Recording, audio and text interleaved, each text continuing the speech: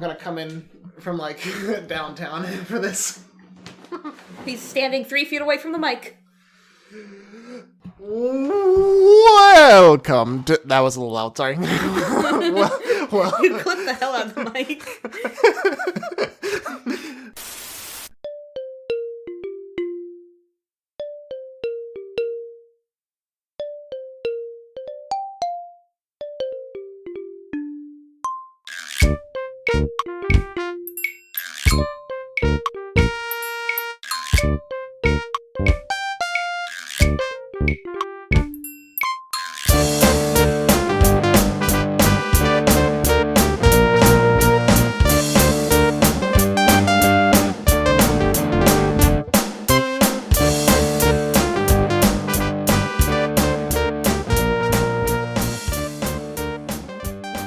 Welcome to Destination Animation, your trip around the world of cartoons and anime, stop motion and puppetry, special effects and CGI, and everything in between.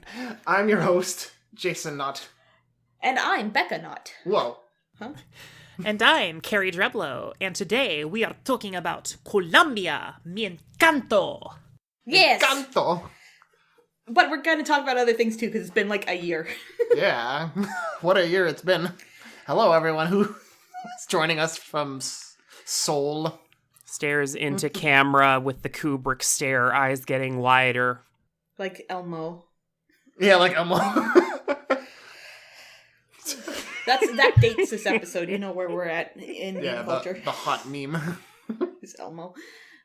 Yeah, we haven't done an episode since Seoul, because, like, imagine trying to get 3 millennials shit together. Yeah. Enough to talk about anything. a cartoon. Yeah, shout out to those who do things. Doing things is hard. It's so hard to do things. It's hard. Man. My chair is creaking. Let's talk about things. Yes. We don't talk 2021. about things. No. No things. No thanks. Podcast Some over. films But that, it was 2021. We were watching films and there wasn't... Anyway. some films that we did not talk about on the podcast last year. Because we haven't. Well, we're talking about them now, okay? Like, yes. we have an Oh, entire should- year since the last episode, so... Should we mention that Soul won the Oscar? Like, did we talk about... No, that hadn't happened yet. That hadn't happened yet, no. It was Soul... What was the other one I really liked? Wolfwalkers. Wolfwalkers. That was my pick. Ow, that was all of our hurt. picks. Ow, my child. Ow. I mean, to be Look how they fair... massacred my boy. To be fair, Soul's very good. It is good. But I just... Wolfwalkers, come on. Wolfwalkers is one of my top 10 films, but even then I'm not salty about Soul winning. Like, it's a good movie. Yeah, it's hard to be salty, but, like, from a technical standpoint, Wolfwalkers is, like, it exemplifies everything that's good about animation. Yes. Which is something else we're going to talk about in a couple movies here. But we got a list. We got a list of stuff We got that a came list. out. Yes, so We're much going to talk about briefly. We're going to try to not do a 3-hour episode. So let's hop right to it. Not necessarily succeed, but try. I mean, I have a lot to say about Bruno, but we'll cross that bridge when we get to it. So one of the movies we didn't see this year... We did see, but we one of the movies we didn't talk about this year is Raya and the Last Dragon. And you know what? I don't really want to talk about it. I mean, we kind of considered doing an episode on it, but then it's like we didn't really all... I don't know. I feel like it didn't resonate quite, and we couldn't figure out exactly why. What to say about it? Yeah, like the only comment I can really make is we did talk about it a little during like our big Disney news roundup. Yeah, I think we were more excited about it then than when we saw it. Yeah, Con Baby happened. And... A Con Baby? But okay, I'll just follow up on my comments I made then, particularly regarding Sisu, because I wasn't wild about her design until I saw it in motion. Then she came out really good and cute, and I actually really liked her as a character, and she was the highlight of the movie for me. But that's she was fine. Unfortunately not saying a lot. Yeah, the movie is fine. It It's just not. I don't think the writing is very like. It's too big for its britches. Yeah, that's the problem. It packs a little too much into one movie. I'm just scrolling back to see the notes that we made about Raya, and it's like, Raya and the Last Dragon, I guess we probably should, maybe, I don't know, LOL. Well, it's like Raya feels like it should be more of a TV show, like maybe Yeah. composed into like 3 seasons or books, if you will. Harry, you make hella notes. I saw we. No, that's You're good. fine. Oh, we didn't do. Did we not do our Duncan on the Oscars special? No, we should probably do that this year. I don't know, though. There's so many good movies this year. Like, it's going to be difficult to dunk on the Oscars. That's true. I mean, what even came out last year besides all these movies? We didn't make notes on Raya. It's literally just what Carrie said. Mm-hmm. No. Yeah, no, we just had nothing to say. It's fine. Yeah, just watch Avatar instead. Yeah. And cancel me for it. What I will say is that, like, I mean, it's decently written. It's an interesting story. I really love the potential of it and the world more than the actual execution. It just feels like maybe the script needed one or two more rewrites to, like, really... Okay, here's the note that I made after I watched it. I said that Raya is overall a good movie, but it just doesn't have those, like, big, oh god, that's just a classic Disney moment like so many other movies. It just feels good unlike the through movie the we're going to talk duration. about today, but... Encanto did. Hella. It's hella, but we'll get to that. I understand, though, like, liking a movie more for what it could be than what it is. There are, like, a lot of movies that I like specifically for that. The world was really cool, and there's just so much missed potential. The villain was nothing. Some of the side characters... Well, that wasn't really a villain, which I kind of dug. But, like, I kind of miss classic Disney villains. It feels like that kind of story maybe needs a more... Maybe. More, I don't know. There's, like, so much potential in the relationships, and... God, cut, like, at least 5 of those side characters next time. Weren't there only 5 side characters? Well, I'm counting the 3 monkeys as 3 monkeys. Oh, yeah, you're right. And then the con baby, and then the noodle boy, who I like the noodle boy. I didn't really like him. Yeah, give or take. Anyway, let's move on. Did any of us see Arlo the Alligator Boy? Nope. Oh, I thought you two did. Okay. No, we didn't. Who put it on the notes? I did, because I assumed that you saw it. Who's driving this plane? No, in the notes I just made a list of, like, all the big movie releases that came out this year. I have not seen necessarily all of them. No, us neither. We did see... It looks cute, though. Yeah, it looks really cute. We did see The Mitchells versus the Machines. We should have done an episode on that. That's one we should have done. Nothing's stopping us. We can just talk about whatever the hell we want. Yeah. Who's watching us even? We don't have sponsors. Who's listening? Yeah, I'm kind of spoiling my opinion on Encanto, but, like, it's either Encanto or The Mitchells versus the Machines for my favorite of the year, and I have a hard time deciding, because The Mitchells versus the Machines is just such a like, explosion of creativity and, like, this amazing mix of 2D and 3D, just, beautiful. I want to get the art book. I gotta get that art book. Because, like, gosh, has a movie looked more like its concept art since, like, Book of Life? Like, and for a CGI movie to look exactly like its concept art, like, whoa, you did it. Sony's great, by the way. Yeah, Sony is actually really pushing the envelope for squash and stretch 3D cartoony animation. And the line work and the like... They really were just like, we're making this movie and we're going to do whatever the hell we want. And then they did. They got tired of the internet dunking on them after the Emoji Movie, and they decided, all right, let's actually be serious. We're going to make good stuff now. Yeah, I mean, it's all a butterfly effect. If Gendy Tartakovsky's Popeye had to die so that Emoji Movie could live, so that it could make the money to make Into the Spider-Verse and Mitchells vs. the Machines, I think we're in the right timeline. Did it even make a lot of money, Emoji Movie? I don't know. I think it made money, but... not a lot. Gross. Internet. We have box office data. We're not cavemen. We have technology.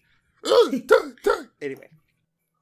I think we could do an episode on Mitchells versus the Machine, so maybe we'll just let that slide for now. Yeah. But yeah, it's my pick. Either this or Encanto for best of the year. Yeah, if I can do a comparison between the two, I feel like Mitchell's was way funnier. It had, the writing was just so spontaneous and fresh, and the animation was just, like, in terms of, like, pushing the boundary, Mitchell's is my pick, but Encanto is just so freaking perfect. So I don't know. There's a lot to say about Encanto, but first, what is Demon Slayer Mugen Train? Okay, so I haven't actually seen this movie, but Demon Slayer is an anime that it broke all the box office records this year. Like, it broke Spirited Away and Princess Mononoke and Howl's Moving Castle's record as the highest grossing anime movie of all time. It was actually the highest grossing worldwide film of 2020. How? How? Well, because there were no movies that came out in 2020. But why that? There's been a couple. I Probably, don't like, know. Like, even Chinese anime market, fans are maybe? baffled. Like, no, even America, it was the highest grossing, like, Oh, wow. Pokemon the first movie is the only anime movie that has outgrossed it. Huh. But yeah, It's also really, kind and of- it came out of nowhere. Like, yes, Demon Slayer is a popular anime, but like no one was expecting that movie version of the story to just take off like that. So yeah, anyway. Damn. Yeah, it made $500 million Yeah. in 20.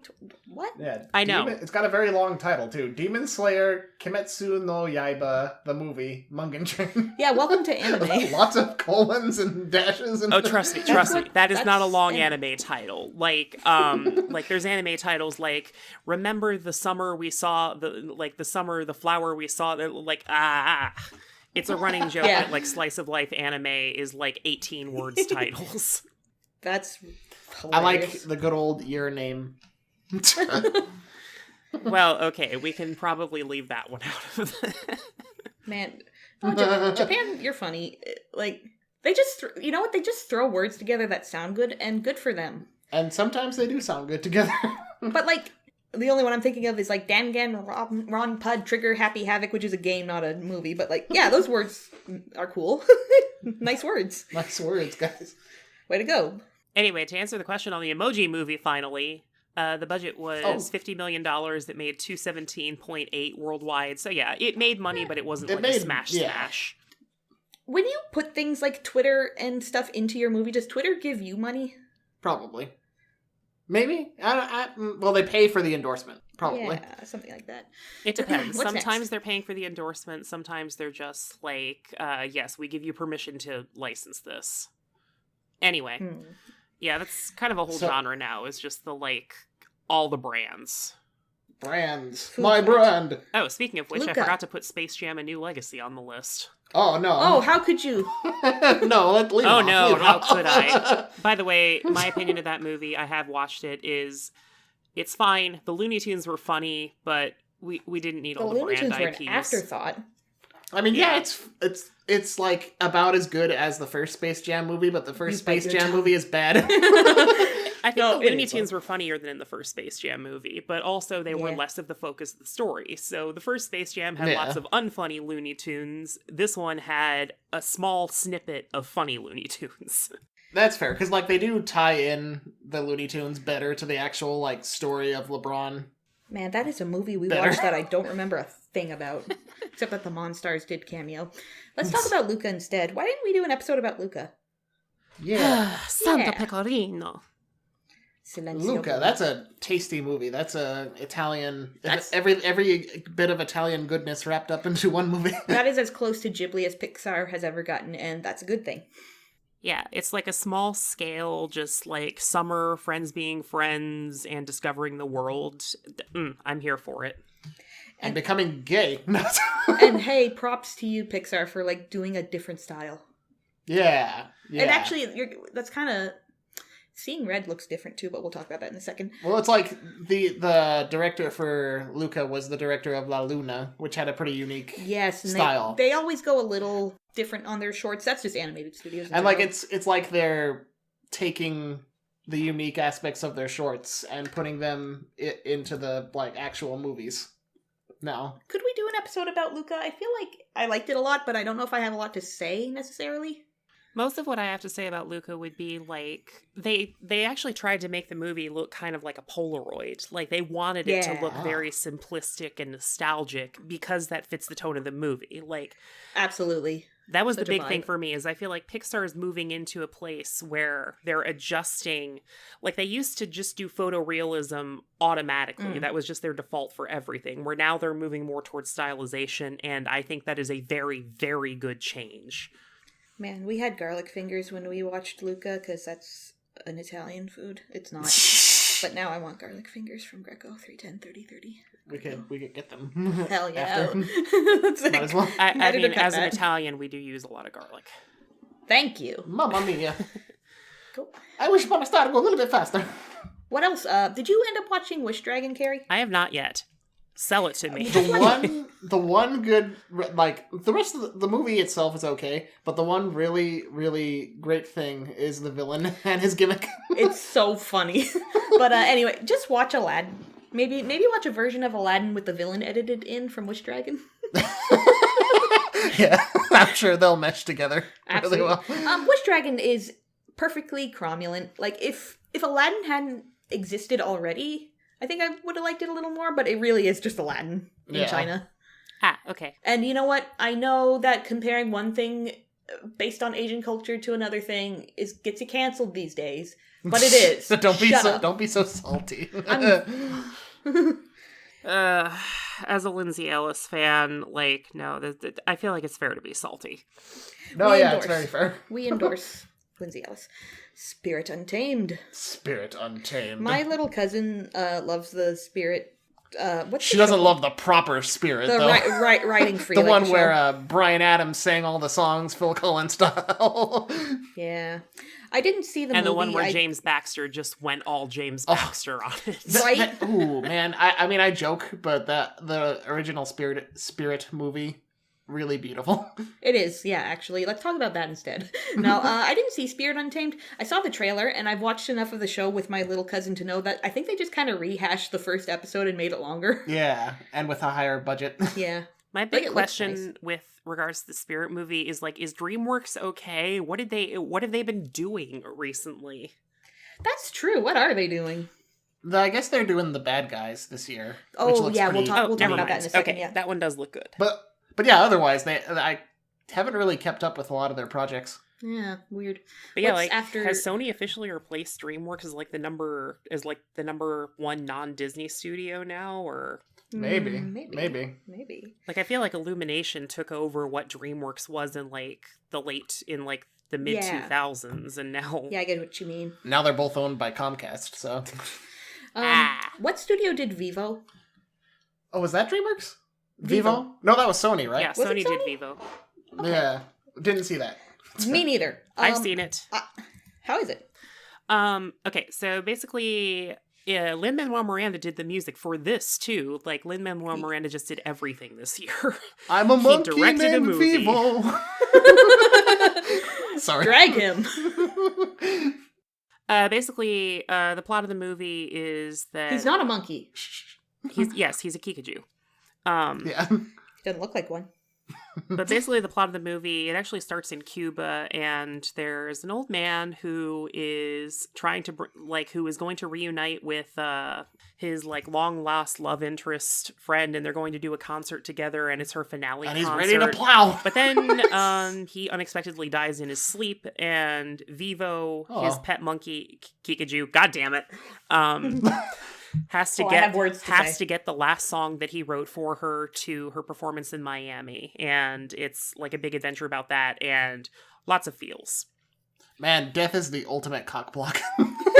But I will say that I didn't like it as much. I have words. Like, it's good but not great. There's a bunch of just animated kids movie BS in the middle that has to happen to get them there, and I have words to say.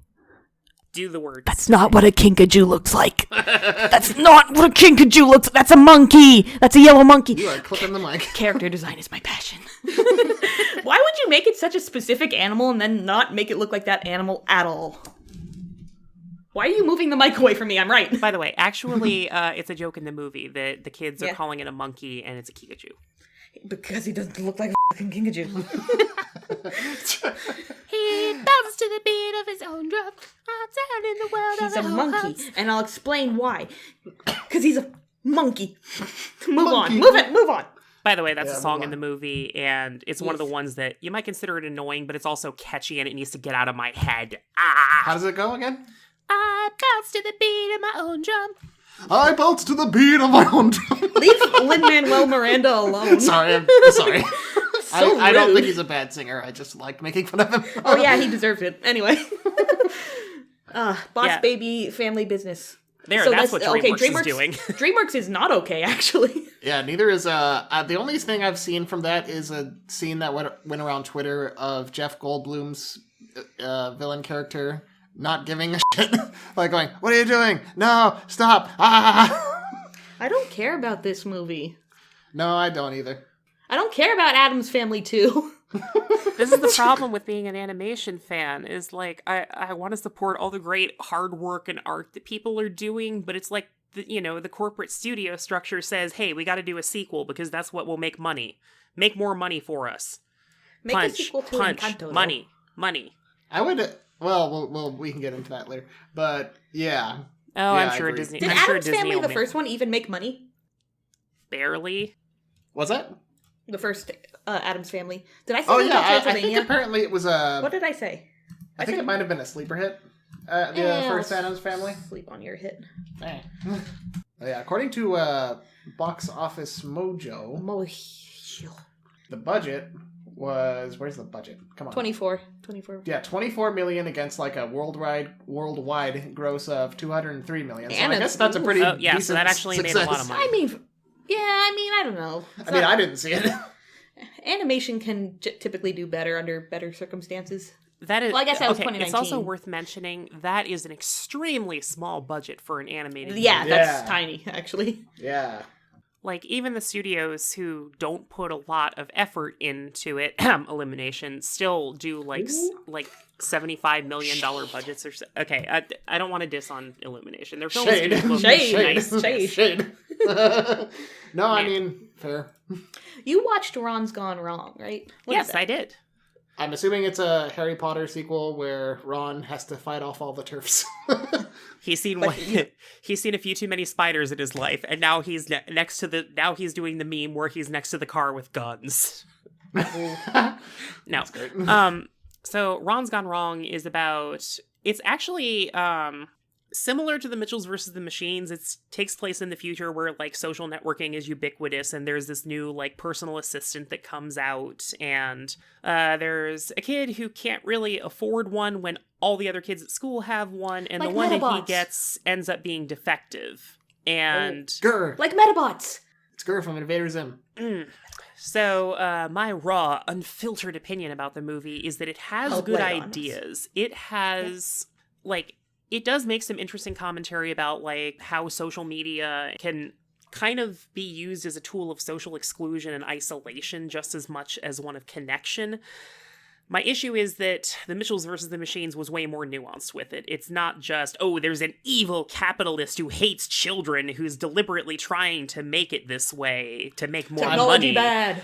It's more. I'm assuming that the villain of the movie is the O'Hare guy from the Lorax, just copy pasted. Not that Let bad. it die. I think the villain is a little bit better than O'Hare, but I don't know. impossible. O'Hare is more over the. I don't want to say My better or name's worse. O'Hare. One is more over the top and cartoonishly villainous. This one is just kind of like subdued, but still does the problem with capitalism is one bad guy who hates children, as opposed to like That's a no, problem. this is how the system is built. Is like, again, Mitchells versus the Machines did that. It's like the entire problem is like the disposable culture where you just like expect everything to be done, and it's built into the system, and it's not necessarily one evil person. It's just the entire system has problems and good elements. True. Exploited by. I'm ranting too much, but Ron's Gone Wrong is enjoyable. I would give it a soft recommend. It's a cute movie, and like I like the characters enough, and it has enough smart things to say that you can kind of vibe with it. It's just the villain and boiling the problem down to one bad guy that really annoys me. Yeah. Yeah. Also, it feels like the Sing- movie has like 3 different climaxes, which it Like needed Lord of to the rewrite. Rings. Lord of the Rings is good though. Shut up. Sing I'm to, sorry. sing to. Sing, because your mama said, What'd your mama say? I'm busy making babies, greasy babies, sliding on my gravies, and the. I forgot the next part. Considering Sing that I is- actually kind of liked the original Sing, I'm surprised Me how too. much I don't Yeah, care same. about the sequel.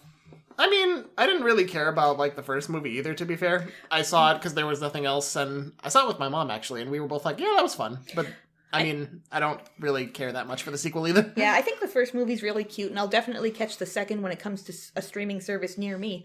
But I'm not about to go out of my way for it, honestly. Yeah, like They made a lot of hot furries for this one. it's true. Anyway. Even though I dissed on Illumination, they are very competent filmmakers. Like, Yeah. I Well, they remember can definitely make a movie. I was visiting a friend's house and we were watching one of the Bayformers movies, and it's like I cannot follow literally anything that's happening. And then we turned Sing on because like my brain was too tired from watching all the chaos. And then I was like, yes, this is an establishing shot. This is how you introduce, again, they're competent filmmakers. Bayformers, more than you would like. Anyway, tangent. But yeah, I'm sure the movie is fine, but I haven't seen it yet. Yeah, no worries. Diary of a Wimpy Kid.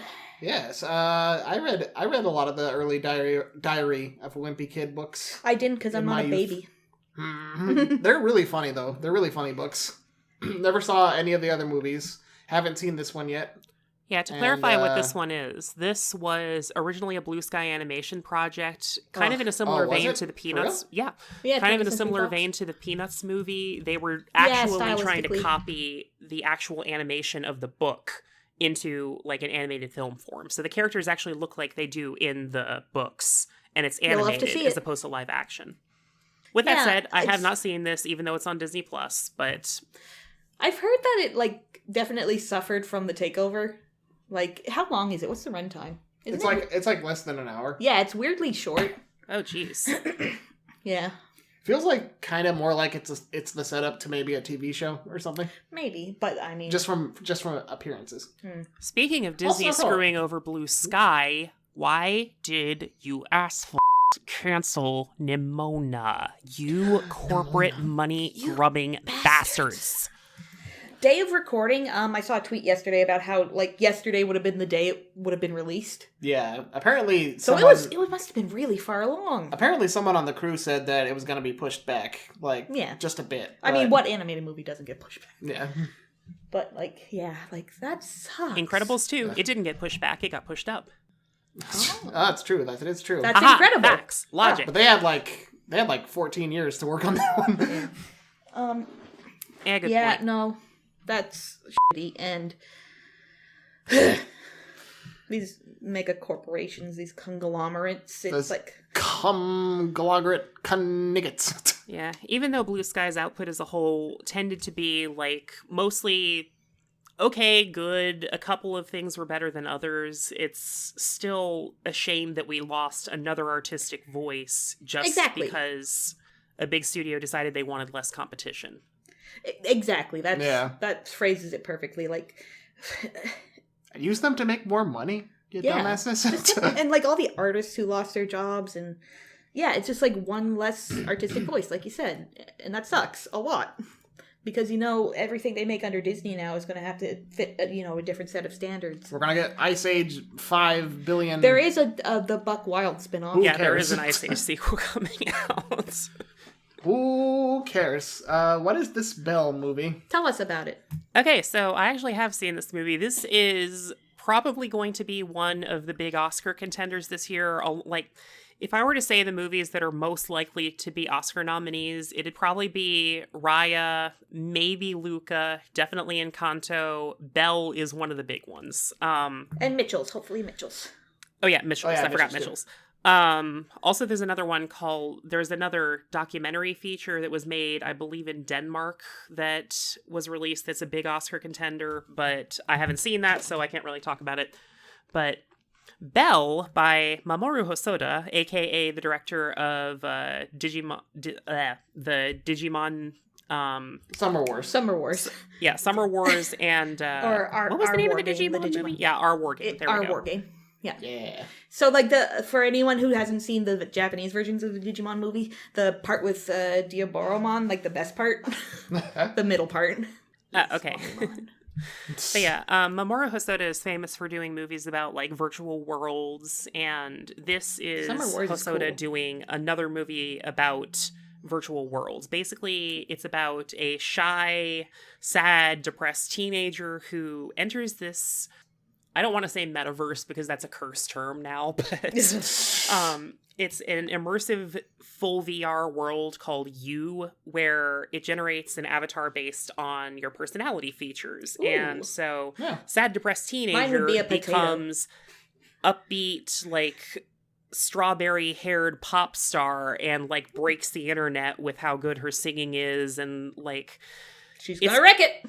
And then also, it's a movie that kind of and then while she's singing one time, there's like this dragon beast that shows up and ruins their performance. And the movie kind of develops in a Beauty and the Beast direction. So it kind of explores like the connection between our virtual idealized lives and our real lives and the trauma and how it connects, yada yada. It kind of explores internet stardom and going viral, and it's like a really beautiful movie. Like Ralph Breaks the Internet. It's way better than Ralph Breaks the Internet. Let's watch it. What, Belle or Ralph Breaks the Internet? You be the judge. I definitely recommend seeing Belle. I don't think it's among my favorites of the year just because I feel like the ending feels a little bit disconnected from the rest of the movie. It feels like we're doing this movie about exploring virtual selves, and then, now it's a rescue mission at the end, which kind of annoyed me, but I'm not going to spoil it anymore beyond that. It's a very good movie. Some of the shots are just freaking amazing. Like, they are so, like, deep. They're like Princess Mononoke levels of detail in these huge-ass crowd shots. Ooh, crowd shots. That's something I'll want to talk about when we get to our feature.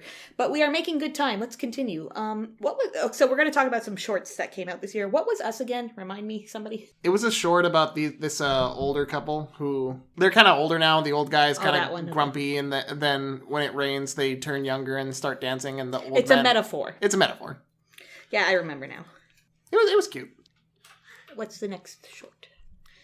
Short Circuit Season 2 came out, and yet again, in my another case of Disney doing all of the visual styles in their experimental shorts, and then just that style just never makes it to the big screen. Maybe it will. Maybe it will someday. Yeah, maybe it will now that like other studios are being more experimental. Yeah, I think Spider-Verse really broke the seal for a lot of hopefully. But anyway, Songs to Sing in the Dark was my favorite. Mm-hmm. I also do like Dinosaur Barbarian just for the lulz. I don't actually remember a lot of them. I don't really... Was Going Home the VR one? Okay, that one was really good. And Crosswalk was silly, I remember that. I don't remember the second one. But yeah, Songs to Sing in the Dark is also really cool. There was another season of Love, Death, and Robots, wasn't there? Yes, there was. That was also really good. Oh, that's such a good show. But yeah, those are the two Disney entries, by the way, or Us Again and Short Circuit, and then the one that we're going to talk about because it was tied to Encanto. Those are Disney's entries for the shorts this year. Yeah. We also had some new Spark shorts. We got Nona. That was the wrestling grandma one. Right. Okay, I remember. That one was cute. That was pretty cute. Yeah, cute, but, nothing too substantial, just adorable. But like we mentioned before, La Luna became Luca and Bao became Turning Red. So these shorts are where new directors can test the water. So we'll see what comes of these. We also had 20-something, which was relatable. Which one was that? That was the one where these three kids are stacked together. Oh yeah. It's basically three different kids who are essentially the protagonist's past selves trying to pretend to be an adult. Yeah, basically Vincent Adultman doing a business. But yeah, also they definitely played with the style on that one a bit more. They did more 2D effects. Yeah, I don't remember a lot of these visually, but I remember watching them. I did watch them. I always tend to hyper focus on the animation style. It's is this animation successfully conveying what it is, the message that it is trying to? Which, this one is sprinkled in 2D animation, which works because, it kind of has a nostalgic feel to it. And so, it captures that, kitty thing a bit. Let's, so that's our shorts. That's our preamble. Let's go to the movies. Let's go see Encanto, but let's see the trailers. What is coming up in 2022? You go first, Jason. Turning Red. Tell us about it. It is, we Pixar's... We probably talked about it when we did the big news roundup. Probably. It's Pixar's latest movie. It's about a girl who can turn into a red panda. A giant red panda. A giant red panda, and that's goals. I was going to say, this movie looks like it was made specifically for Jason. Yes. I love red pandas. It takes place in British Columbia in 2003. Is that what it is? Yeah, early 2000s throwback. It's got like a heavy boy band focus, I think. Well, maybe not heavy, but like, and like there's Backstreet Boy in the trailers. And like I mentioned, what's her name? Who directed Bao? Domishi. Yeah, it's her directorial debut. Is it the first? It's not the first female-directed Pixar movie, is it? No, technically that was Brenda Chapman for Brave. Technically. I don't know. I don't think the movie that came out was the movie she made. Yeah. Turning Red was supposed to come into theaters on my birthday, March 4th, but then Disney said, no, we're going to put it to, Disney Plus exclusively. I think because of the Omicron variant of COVID-19. Because of the which global is responsible. panini. Which, I mean... It's responsible, but it kind of sucks. I liked being at the same time. I liked being able to see Encanto in theaters, but I also liked that it was on Disney Plus a month later, so I could watch it another 5 times. Yeah. Yes. I mean, it is a bummer. Release, yeah. It is a bummer because I like seeing things in theaters, and especially this looks like this movie just looks good. But at least we're getting it on Disney Plus, so yeah. And it's free. Yeah. With no premium access bullshit. Which I would have actually... This is the one I would have actually paid for. Yeah. I don't think they're going to do that at all anymore because of, like, the shit that happened with Scarlett Titty Johannesson. Woof. Yeah, but like I said during the Soul and Wolfwalkers episodes, I wish I could have seen both of those in theaters. They're so beautiful. Yeah. But it is what it is. Maybe someday after the world gets its shit together, they'll re-release some stuff. What did we get our first teaser trailer for? Across the Spider-Verse. Part 1? Part 1. Part 1. Part 1. We didn't expect it to be a part 1.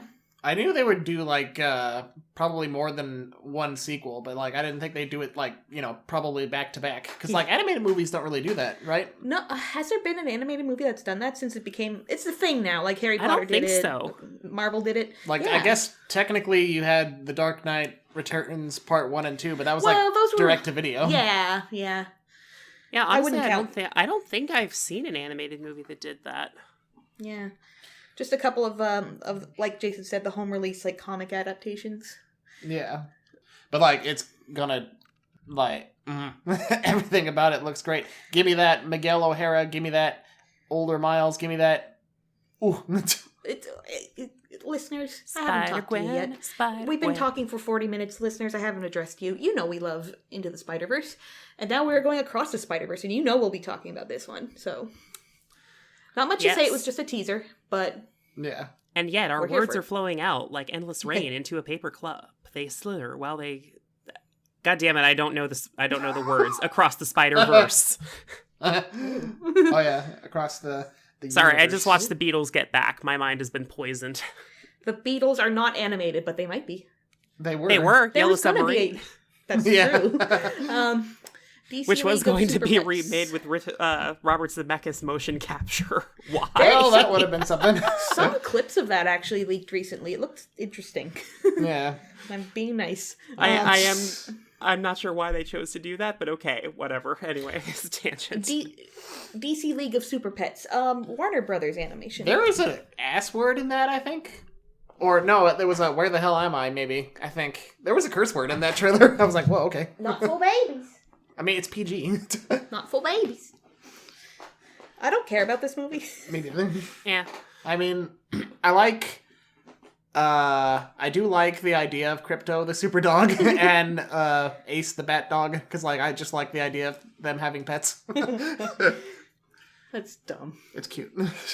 Yeah, based on the trailer, like I don't know if it's just bad marketing because haha, kids, gotta make it kid humor, but it seemed like it was like you can tell when they're marketing it as like, oh, like kids are dumb, so let's just put in all the typical kid jokes. Yeah. Yeah.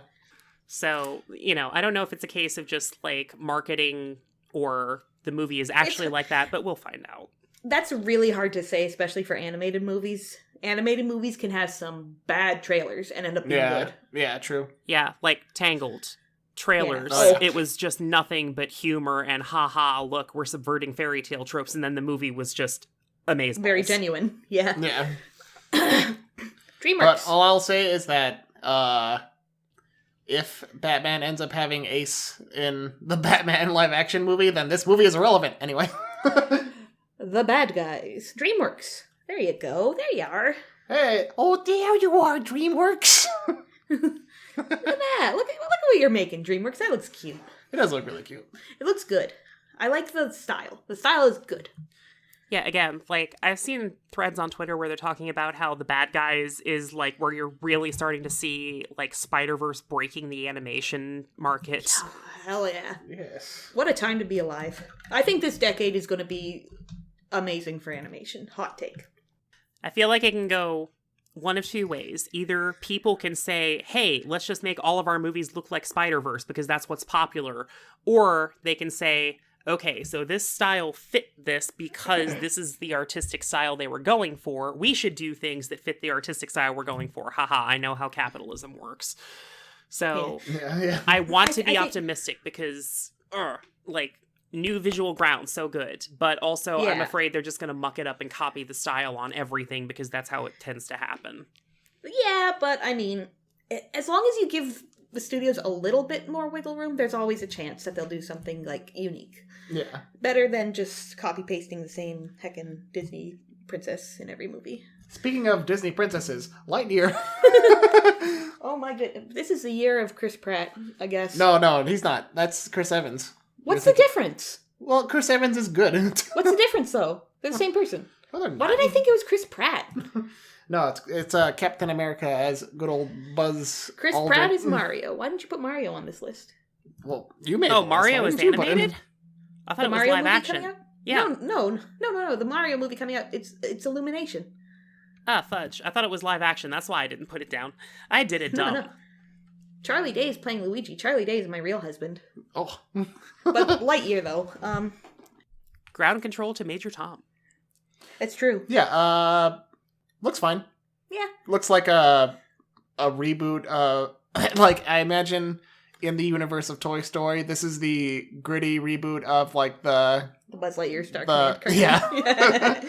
This movie kind of gives me conflicting emotions because on the one hand, I feel like we don't really need more stuff set in the Toy Story universe, but on the other hand, like, has Pixar really done a movie that has a vibe like this grounded? Like, honestly, it looked like a serious drama the way they were doing it. Like, almost like they're doing a legit, like, sci-fi space action movie, which they Maybe. haven't done that before. So, I don't know. Yeah.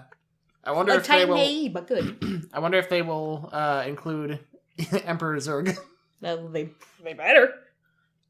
Yeah, like when you think about it, like it's a movie that has an adult protagonist. It seems to have a realistic atmosphere, and like there were no jokes in the trailer. It was a very like serious trailer. So I don't know. I'm interested. Yeah. Oh, absolutely. We'll see what happens. Does My Father's Dragon have any visuals released yet? No, it's just the Just that one Netflix preview yeah. image. Yeah. That one Yeah. piece of But- concept art. Yeah. Yeah, but it's coming out. It should be coming out this year. Netflix has like a thing where they only release like a couple of their movies a year, animation-wise, I guess. Well, yeah, the more you space out your releases, the more you can like get long-term subscribers, which is, I assume, why Dave the Barbarian hasn't dropped on Disney Plus yet. Because they know as soon as they drop it, everyone's going to subscribe, binge, unsubscribe. But yeah, I feel like more studios are moving to the model where they like release weekly episodes. Like That's it used so to be much better. Yeah, it used to be the Netflix like just drop all the episodes at once model. Where now it seems like people are moving back to like essentially the TV release thing. yeah, I think it's the Disney Plus kind of showed that okay, if you tease them, they'll come back for more. Exactly, like with Mando and WandaVision, like those being weekly was just so fun. Like Yeah. to have hype week to week and not feeling the pressure to like catch up on everything immediately, like it's so much better. Yeah, it So is. much better. But My Father's Dragon, it's gonna be great. Cartoon Saloon. Because it's Cartoon Saloon. Yes. It's Nora Toomey who did Breadwinner. So Yes. There has gonna be been great. literally Looking forward to it. nothing that Cartoon Saloon has done that I haven't loved, and it hasn't been one of my Exactly, yeah. favorite things ever. Yeah, for sure. Luck, debut release of Skydance Animation. What the John hell is this? Lasseter. what the hell is that? Ew! Yeah. Luck, that's what you'll need, John Lasseter. Should I tell the story in case anyone's not in the know on this? Wait, I have no idea what this is. So Okay. Well, I mean, she probably means the story of, like, John Lasseter. Yeah. I have no idea what this is. John Lasseter Oh, was the original yes. chief creative officer of Pixar. It originally came on and was hired in like 2006 to oversee both Disney and Pixar. Kind of sort of led to this renaissance in Disney that we saw where they went from like Chicken Little up to Meet the Robinsons, Bolt, and then Tangled. And so, but it turns out that he was outed for a sexual harassment scandal. And yeah, I was extremely disappointed because I was a John Lasseter fan. I was like, how could you? No. And then after that big scandal and fallout, he was hired by a small startup animation studio, Skydance Animation, and he is now the chief creative officer there. And Luck is the debut release of them with John Lasseter at the helm. So, And it looks like Emma Thompson was gonna star in it, but dropped out when John Lasseter joined. So Woof. good. Oof. To be fair, he's not the director or the writer. The director is Peggy Holmes, and the writer is Keel Murray. I like this concept art with the dragon with the coat on, though. But he is producing it, so yeah. yeah, it's like, again, as usual, I don't know if I can really say negative things about the movie itself, but behind the scenes, it's like, It's yet unfortunate. again, another problematic guy in Hollywood not facing any consequences for his actions and just immediately getting another job. Yeah. So good for Emma Thompson. Actually giving consequences, like somebody's got to. Yeah. And again, that's like one of my top 5 Hollywood betrayals, is just like, I was a John Lasseter fan. I was like stunned when that came out and like extremely like just disappointed. Like, no, him too? No. It's like when all your favorite voice actors come out supporting NFTs. Uh-oh, let's Topical. move on. Topical. We're still making good time. We're not at an hour yet, and we haven't talked about the movie yet. Let's go Hotel Transylvania Transformania. Didn't see it, don't care. I mean, it just Yeah, came. yeah. It just came out, what, like yesterday? Yeah. Probably not going to watch it. Puss in Boots, The Last Wish. Is this... Oh, this is like a legit, like, sequel to the Puss in Boots movie that came out 10 years ago? Yeah, apparently. I mean, that's fun. That's cool. I like Again, the I first asked one. what DreamWorks is doing there. That's what DreamWorks is doing. Oh, DreamWorks. Oh, I like the first Puss in Boots because it was more of a kind of adventure movie than I never comedy saw it. like the Shrek movies. Never It had a different vibe, and I gelled with it.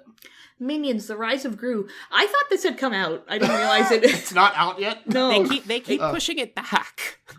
Push him back. Which I'm surprised because that's not what Illumination does. Like, I'm sure it's done. They just release relentlessly, and yet they push this back But the so many first- times. The first Minions movie is like the highest grossing animated movie, so like it makes sense. Yeah, they sure. want that theater revenue. Yeah, I'm sure it's done.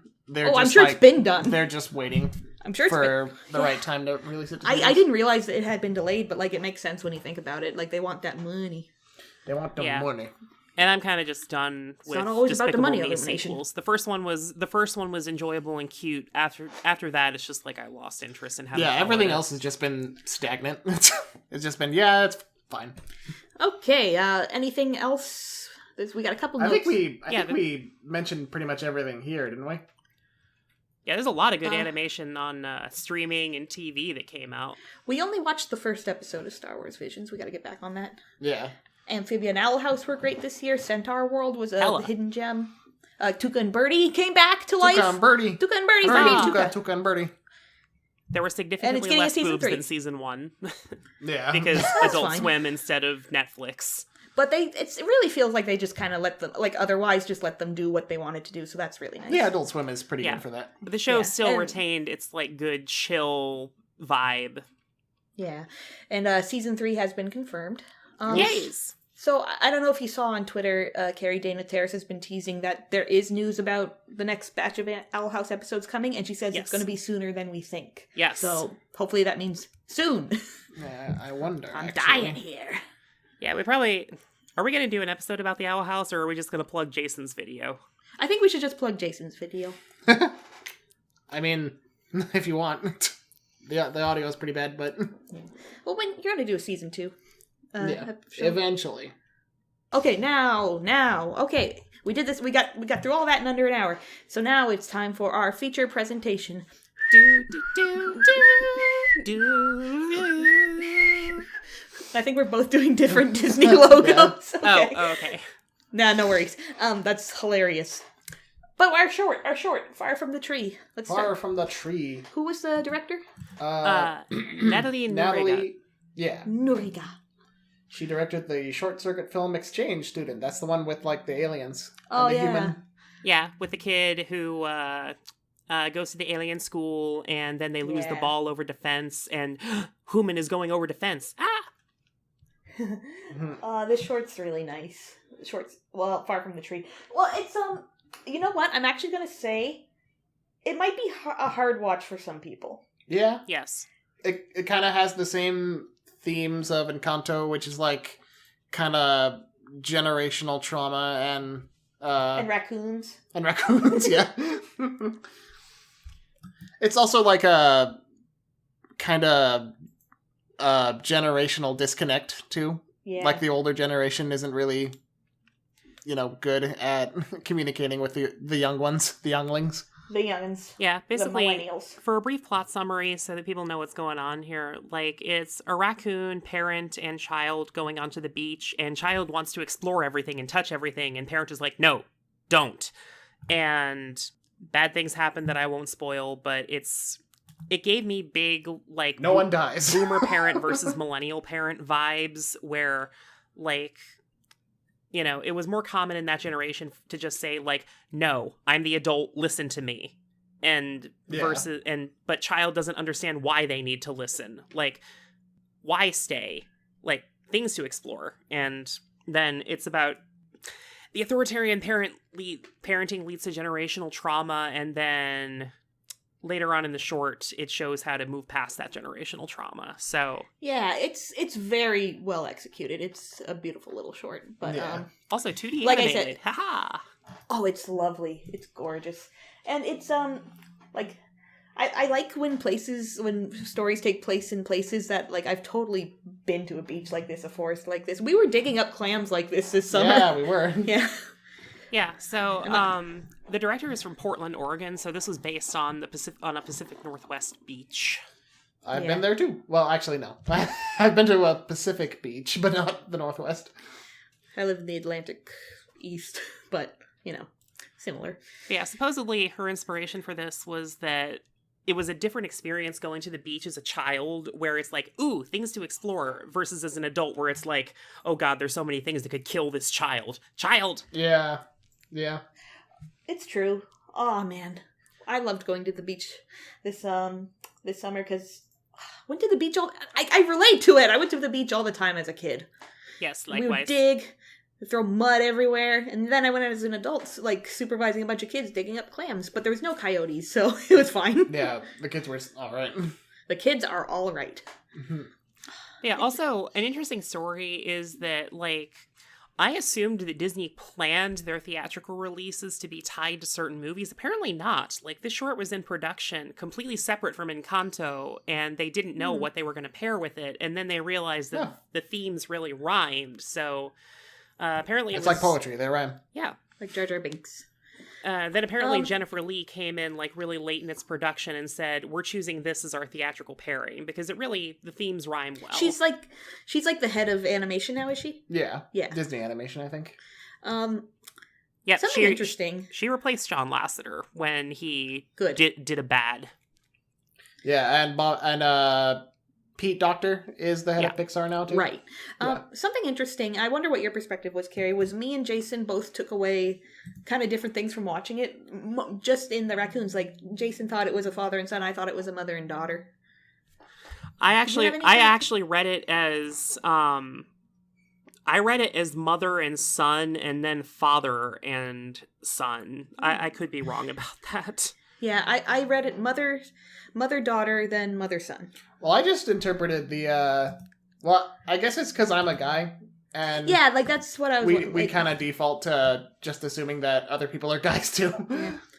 But, like, I could see, looking at, like, the short now on Disney Plus, I can kind of see why people would think that, like, this... the reddish one. The reddish raccoon is more... Of a lady raccoon. Yeah, and, like, it doesn't change the story at all. No, not at all. I just thought it was an interesting... Because I guess that's how you can relate to it, like to put yourself in the character's shoes in a way, kind of. Yeah, and I guess, like, I was thinking the bigger raccoon with the scar on his eye was more stereotypically masculine, but, like, it really doesn't matter either way. Whereas I read the overprotective parent trope is more typical of, like, the mother trope, because stereotypes. Yeah. Yeah. But yeah, I don't think how you read the gender of the characters really changes it in any way. Like, no, I just thought that was interesting. Yeah. Yeah. The one... I like my note here. Sly Cooper is a dick. But I think that's it just really interests me. Like, that's the power of stories that can be a little more ambiguous with stuff like that. It's easier to put yourself in, like, the shoes. Yeah, shoes. Raccoons don't wear shoes. They wear little bandit masks. It's true. Yeah, one thing about this short that I really liked was the visual style. It kind of gave me similar vibes to the 2011 Winnie the Pooh, where it's 2D animation and it was a very, like, soft watercolory aesthetic. It's lovely. It's very beautiful to look at. Also, I really like the animation of the small raccoon. Like, they understand the child urge to, ooh, shiny thing, gotta play with, or ooh, thing to explore, gotta explore, or ooh, like, parent digging in sand. I want to dig in sand too. What you doing? Me want to be like small bean is so cute and naive, and I love their energy and happy. Oh, ooby doo. Now don't try to kid me, man. So the only other question I had with this short is, which one is your favorite to win the Oscar? Like, I feel like the short list of Disney and Pixar would be Far From the Tree, Nona, Us Again, 20-something. Like, which one? Yeah, one's gotta be. Probably the Far From the Tree is a shoo-in. Definitely. Yeah, it was my favorite also. Yeah. At least to be nominated. But, what were the other shorts? Us Again, probably. Are the Spark shorts and the short circuits eligible? Yes. I guess normally it would be like they need a theatrical release, right? But the world is weird right now. I mean, Kit Bull was nominated for the Oscar. That's true. Ah, yes. My pick is definitely either Far From the Tree or I really, really liked Songs to Sing in the Dark. So, yeah. I think probably it's either going to be this or 20-something. My pick would be for Far From the Tree, but 20-something was also a bit visually experimental and told a story that's going to be relatable to a lot of people, but I feel like Far From the Tree was, like, punchier and a much more coherent, impactful story to me. Yeah. Oh, also, this is a cool thing. Natalie Nourajat, who was the director of this, is the head of story on the upcoming I'm gonna butcher this pronunciation, Iwaju, neato, the one that Disney's, like, co-producing with the African studio, which I'm already excited for that project. But it's definitely interesting to me that, like, Natalie Nourajat is the head of story on that. So yeah, more reasons to look forward to that. Has there been anything else on that besides, like, the first, like, art we saw last year? Man, it's been a year. Yeah, not yet, no. Speaking of it being a year, okay, so we're going to talk about Encanto now, and I want to start with, this movie did this come out of nowhere for anyone else too? Like, when they announced it at the big press release last year, I had no idea this was coming. Yeah. I feel like I typically know what Disney movies are coming. Somewhat. Like, did you know? Well, I feel like I was aware of the one production art image, which really gave me, like, Three Caballeros, Saludos Amigos vibe, so I was really excited for Disney to be doing another South American-based picture, but I don't know. Like, I feel like the first teaser was the first time I had ever heard of it. Yeah, that's the one with just the house. Music in the house. What a nice house. This movie makes me want to play Minecraft for some reason. I do remember that, like, when we first talked about it in the newsreel, like, I was the one who was the most excited for it, so I don't know if that's part of it. Maybe. Your excitement made me want to play Minecraft. Oh, this house is fun. As you do. Look at that casita-ass casita. That's a pun. So, we're gonna try to not do the thing we've done before, where we just kind of go beat for beat and explain we're not gonna read the script to this movie like we usually do. We're just gonna try to talk about it a little more about the animation and such. Yeah, so apparently this movie is breaking the internet right now with the music. Good. Just like Ralph. Smack. No. Bad. Jason is looking at smear frames. As you do. I just happened to be going, like, fast forwarding and... This movie's on Disney Plus, so we can actually, like, watch it while we talk. Yeah. The donkeys I have don't so know where many to start because we're not talking about the plot. Well, you know, I was give a brief. kind of going to structure. Yeah, give a little it, plot but, summary. Yeah. Like, oh, I forget what tangent I was on. Sorry. No. The internet loves this movie. Oh yes. So currently, every single song from this movie's soundtrack, except one, "Colombia Mi Encanto," is on the Billboard Hot 100. We Don't That's Talk a About big deal. Bruno is currently It's number one. It's not number one. It's number 5 on the Billboard Hot really? 100. So I thought it was number is. one now. I thought I saw articles that it hit number 1. Oh, I don't know. Let's see. Google, save us. It's definitely been like trending on YouTube for like 2 weeks. Yeah, basically, Yeah, Let It Go. This matched the peak of Let It Go. That's crazy. And it's not as annoying. I'm kidding. I thought I will like, fight when you, I saw- Jason. I'm kidding. I like that song. When I saw these songs were charting, I thought, well, yeah, that's cool, but they're not gonna top Let It Go. Let It Go was a phenomenon. They seem to be soundly topping Let It Go. Yes. Yeah. Yeah, there we go. Okay, so yeah, We Don't Talk About Bruno was the most streamed song 3 days ago. That's it. Yeah. It's number 5. You were right. Yeah, and also Surface Pressure, which is the song sung by the strong one, the one who's tough as the earth is number 14. She's not nervous. Yeah, I see that. They're all still like trending on YouTube right now. Yeah, and good. Like, What Else Can I Do is like somewhere around top 50. The Family The video for Madrigal that. is freaking in the even Waiting on a Miracle is in the Hot 100 right now. Like, I don't know. Yeah, What Else Can I Do just dropped on YouTube with its video yesterday, so I think you're going to see that one get a boost here too. Yeah. Oh god, that song is such gorgeous animation. Anyway, all in good time. Where do we start? Okay, a little plot summary. Someone give a plot summary. All right, so basically, Anybody? in a small Encanto in Colombia, there is What is an Encanto? Basically, the Encanto is a house with a It's little the Great town Valley. attached to it, which is surrounded by tall mountains, and It's the appeared Great Valley. based on. Okay, fine, it's the Great Valley. Thank you. Thank you. Sarah, Spike, Ducky, Petrie. We're 90s kids. Gah! No. Anywho, so basically, long ago, there was essentially a violence happening, and a young mother of triplets and her husband had to flee from their town to escape the violence, and then they were given a miracle. And Encanto. unfortunately, Abuelo Pedro did not survive the encounter, and then in Abuela Alma's grief, she was given a miracle. A candle grew, Or it's her wedding candle. Yeah. Well, it is her wedding candle. Yeah, it is, and it becomes magical. Oh, I didn't get that. Shit. See, we're looking at the clip right now. See, that's her wedding candle. Well, shit, I didn't and realize. it becomes enchanted. Hot shit. Yeah, the candle basically magically springs to life. It becomes a magical flame that can never go out, and then a house, an encanto, a casita, grows up from the ground and shares magic with every member of the family Madrigal, all down the Madrigal. line.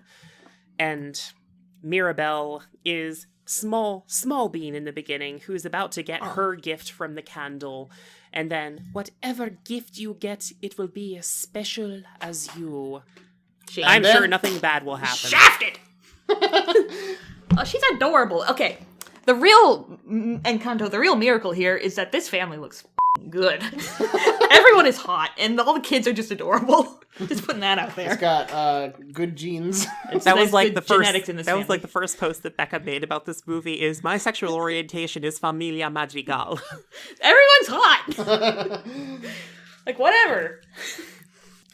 I was curious to learn like who the character was that you said was you jokingly called your wife. That is Peppa. Okay. Oh yeah, Peppa. And that's not a joke. No, she pretty, yeah. Look at all these children dancing for their abuela. Okay, so many kids. Yeah, like, I gotta reach these kids. how do I reach these kids? So yeah, like, the basic crux of the movie is that Mirabel is the only one in the family who didn't get a gift from the casita. Because the not casita's the a dick. The Encanto. But first we gotta talk about the gifts of everyone else. Like, Oh, yeah, totally. There's a song for that. Sing it. It's the family Mardi Gras. There's a guy on YouTube who's been singing the Encanto songs in the style of Lin-Manuel Miranda, and he's really good. He's very rude. Like I was saying before, like, yes, he does sing like that, but you shouldn't say it. but yeah, I love Peppa, Hamilton. her mood affects the weather. Tio Bruno. We don't talk about We him. don't talk about Bruno. We don't talk about them. And her mom Julieta can heal with just one repa. Yeah. And then okay, so many kids. Cousin Look at all of them. Dolores can hear a pin drop from a mile away, and Camilo Camilo Shake. shapeshifts. Yeah. Antonio. Antonio gets his gift today. Camilo shapeshifts, and Luisa, super strong. Luisa. Isabella. She's poison ivy. Yeah. She makes flowers. Yes. And is also like the perfect one. Do you Yes. guys have big families? Yeah, fairly. Yeah. No. Really? You're Yeah, Italian. no. I know I'm I'm Italian, Italian. but all of the big familying happened one generation back. I see. So yes, Yeah, my grandfather I- was a child, was the youngest of 12. Oof, damn. And then, like, there's a billion cousins and aunts and uncles. They all live in New Jersey. But by the time it got down to me, it was just me, my mom, and my dad. Yeah. Nice. My grandparents, my mom is the youngest of 7. Woof. And then everyone had kids too. So, like, counting me, there's like 12 cousins. I thought your uncle was the youngest. No, you're right. Yeah. He's the youngest boy. He's the only boy. They kept going till they had a boy. And then there's like 12 of my generation, and then we have a bunch of like the next generation too, so I vibe with this. Yeah, what is it? Both of my grandparents had 4 kids, including my mom and dad, separately. And I should mention. And then, like, how many cousins do I have? I have 4 on... Ooh, I have a lot of cousins. I have a big family. And like I'm close with my family too, so. Yeah, I'd say we're fairly close. And we're destructive. You are. And someone always gets hurt. Anyway. It's just a big family vibes Yeah. that you can relate to if you have a We don't pretty all big live in family. the same house. Oh god. Yeah, it's like Full House. It's like how everybody just decided to live in this house. Well, honestly, this is like how this was normal before, like the 40s True. and the 50s and the suburban single-family home thing. Like it was normal for families to live in large multi-generational homes where everyone looked after the kids, everyone took care of the grandparents, yada yada. Also, like, especially, I did want to talk about how apparently a lot of the family archetypes in this movie were based on what you would say the stereotypical archetypes of a big family are. Like, you have Isabella, the golden child, who flowers follow her everywhere, and she's so Perfect. What's She's the word not that she uses? unexceptional. so What's the word effortlessly she uses? perfect. There we go. Effortlessly. Yeah. Look at those flowers. Yeah, and God, then this movie looks good. Louisa is like the older child who, well, not necessarily older. There's The a Twitter middle thread child. that she's the middle child, but Yeah. I still She's feel like buff. it gives older child vibes. The one who has to shelter it all, and you have to take care of your younger siblings, and Yeah. you know, you have to Yeah. cook for them, you have to babysit for them. Like, I'm carrying too much, and then I tried And not Antonio's carrying the too small much, and then I angel we tried all to love. put the doggies, but then they were heavy. I was just saying, Antonio's the tiny angel who we all love and protect. He's the youngest cousin. He's a baby. Look at him. He's the small bean who, at like big He's so family cute. get-togethers, talks to animals more than he talks to the people. He is so cute. Yeah. Ugh. Kill them all, Antonio. Camille's a popular character who has 6 lines. He's got theater kid energy. That's why people love him. I guess so. But yeah, no, I that's think even actually what he the- was based on, is like he's Yeah. a character who does impressions, and like Camilo will make sure you smile today. Yeah. He's a mischievous little scamp. There's so many characters in this movie. I hope they can get like a TV spin-off like Tangled did, and like Moana will, and like Tiana's going to. It seems to be a thing Disney's doing. I would vibe with a TV spin-off. I would absolutely vibe with a TV spin-off of this. I hope they maybe even do like a short like Pixar does with their characters sometimes. That'd be fun. Yeah, like legit impressive that they were able to juggle this many characters and they're all iconic. Yeah. Yeah, fairly. Like some get more attention than others. Yeah, but like Mirabelle. Why she get all the attention? Like, what the hell's so special about Mirabelle? She didn't even get a gift. Dumb bitch. I'm sorry. But yeah, of course, after the intro song where they introduce everyone's powers, and I assume that's probably what holds the whole movie together. Yeah, actually, is it that intro song that just holds the whole movie together because you actually get introduced to everyone and therefore you can keep track of them? I don't know. Yeah. Helps to have distinct character designs. It does. Like, this is a good musical too, should we say? Oh yeah, because like it has it has a very like good Disney musical structure where my god, the songs hit different. The first song is like, oh, this is our world. These are the characters. Enjoy yourself. And it's all very like emotions boiling over into song. Yeah, to express in song. What Howard Ashman said. Yeah, and man, what have been the last few music? This is also, by the way, Disney's 60th movie. Yes. That's cool. The Diamond Jubilee. The Diamond Jubilee. Maybe a couple on the internet is falling in love like we did with Tangled. On the 50th. Beautiful. Copycats. I mean, if a Disney movie had to break the internet with everyone loving it, I'm glad it was this one. I freaking love it. Honestly, yeah. Like, I would say this movie is... Yeah, I would say this movie is kind of a sleeper hit, because, you know... It came out into theaters, and not a lot of people saw it. In November, yeah. For obvious reasons. And then it hit Disney Plus. And everybody just was like, what is this movie? And everyone loved it. Good for them. I think even for us, like, it took we saw it in theaters, and we were like, oh, that was fine. But then, like, it took seeing it again on Disney Plus to be like, oh, this is actually really great. This is my hyperfixation now. Whereas I saw it in theaters, and immediately I'm like, oh god, this is like my favorite Disney movie this entire decade. It's so good. You are the smart one. I'm the smart one. I'm not nervous. My brain is as big as the earth is. No, it's not. I'm the strong one. I'm the strong one. I'm the strong one because I am the strong one. We were actually going to record this episode like a month ago, but then I had an anxiety and we didn't. But I'm glad that we got to watch it again before doing this because I have a lot more to say about it. Yeah, we watched it like, 5 times now? I've watched it more times than you. You have? You've watched it more than me now, even though I was hyperfixating on this movie like a month ago. I mean, I'm watching it later. But quickly, what I will say about the musical, since we were on that topic of how the music is integrated, this movie was designed from the ground up to be a musical with Lin-Manuel Miranda attached, and the whole goal, the stated goal from the beginning, was that the two directors, Byron Howard and Jared Bush, wanted to do Byron a Howard musical. worked on Tangled. Yes, and Zootopia, and Jared Bush was also the co-director of Zootopia and a writer on Moana. That's right. But after they did Zootopia, they said, we want to do a musical next. And Lin-Manuel Miranda was on board from the very beginning, and his one condition was he wanted to do it set in Latin America. Good for him. Good. I like it. Some people say that, like, the setting doesn't really make much of a difference, but, like, we don't gotta default to white Americans. Let stories happen elsewhere and with people.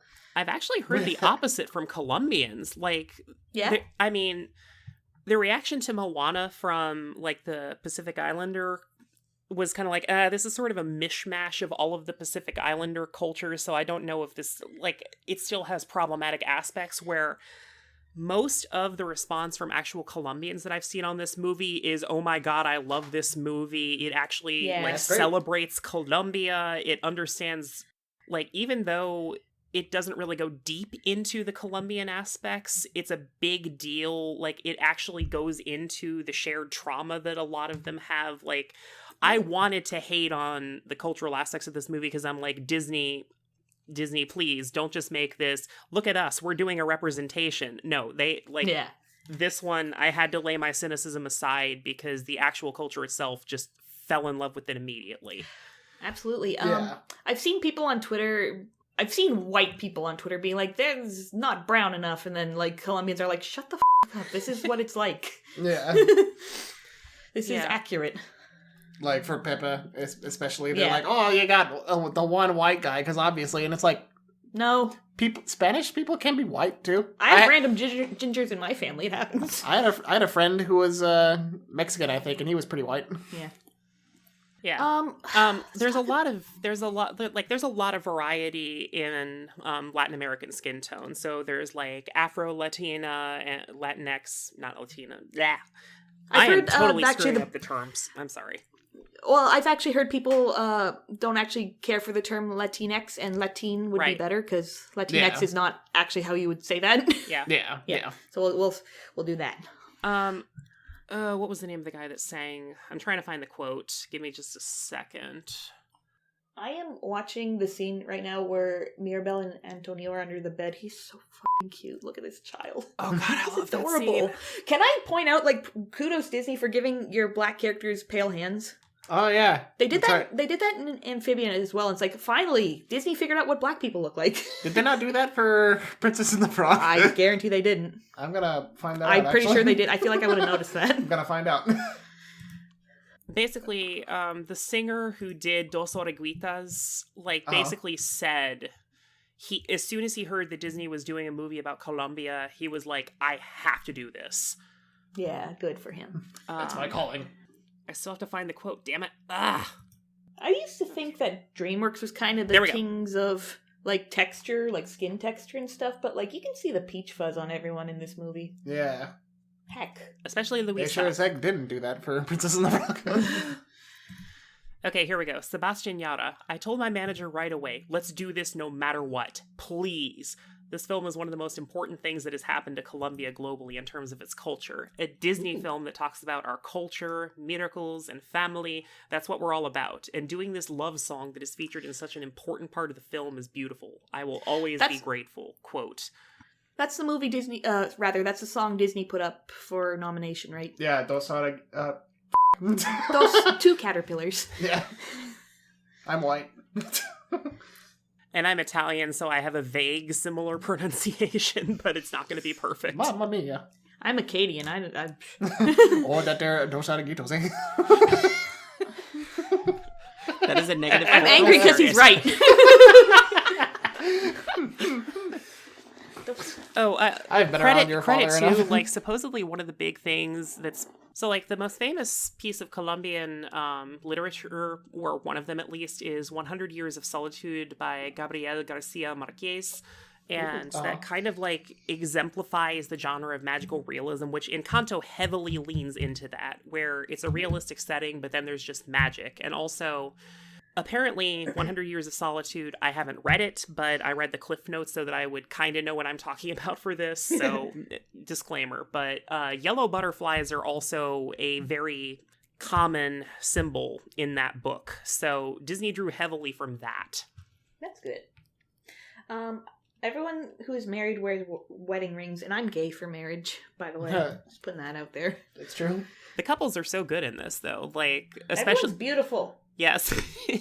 I love the dynamic with Peppa, where her husband is just constantly oh, what a glorious day, and Peppa is focusing on, we were married in a hurricane. Yeah. Yes. And also the back and forth banter. You telling this story, or am I? I'm sorry, Milago. It's like they got horny energy. She's kind of hung up on the such a good couple. one I like thing them. that her brother kind of put in her head. Yes. I like the other couple too, though. Like the Mirabel's accident-prone father. Yeah, and her accident-prone DILF. I'm telling ya, Disney came for me with this one. Can we talk about the fabric textures? Because the fabrics in this movie are very good. Hair and cloth. Yeah, so good. So good. I don't know when Disney pushed their artistic style this high, but they just went really extra with this movie feels like CG is finally getting as textured and nuanced as 2D was in the 90s. To me, at least. Yeah, totally. Just because during Family Madrigal, when Mirabel's dancing on the bridge and swinging her dress around, the weight on that is so good. Like that scene is good for my eyes. My eyes enjoy looking at that.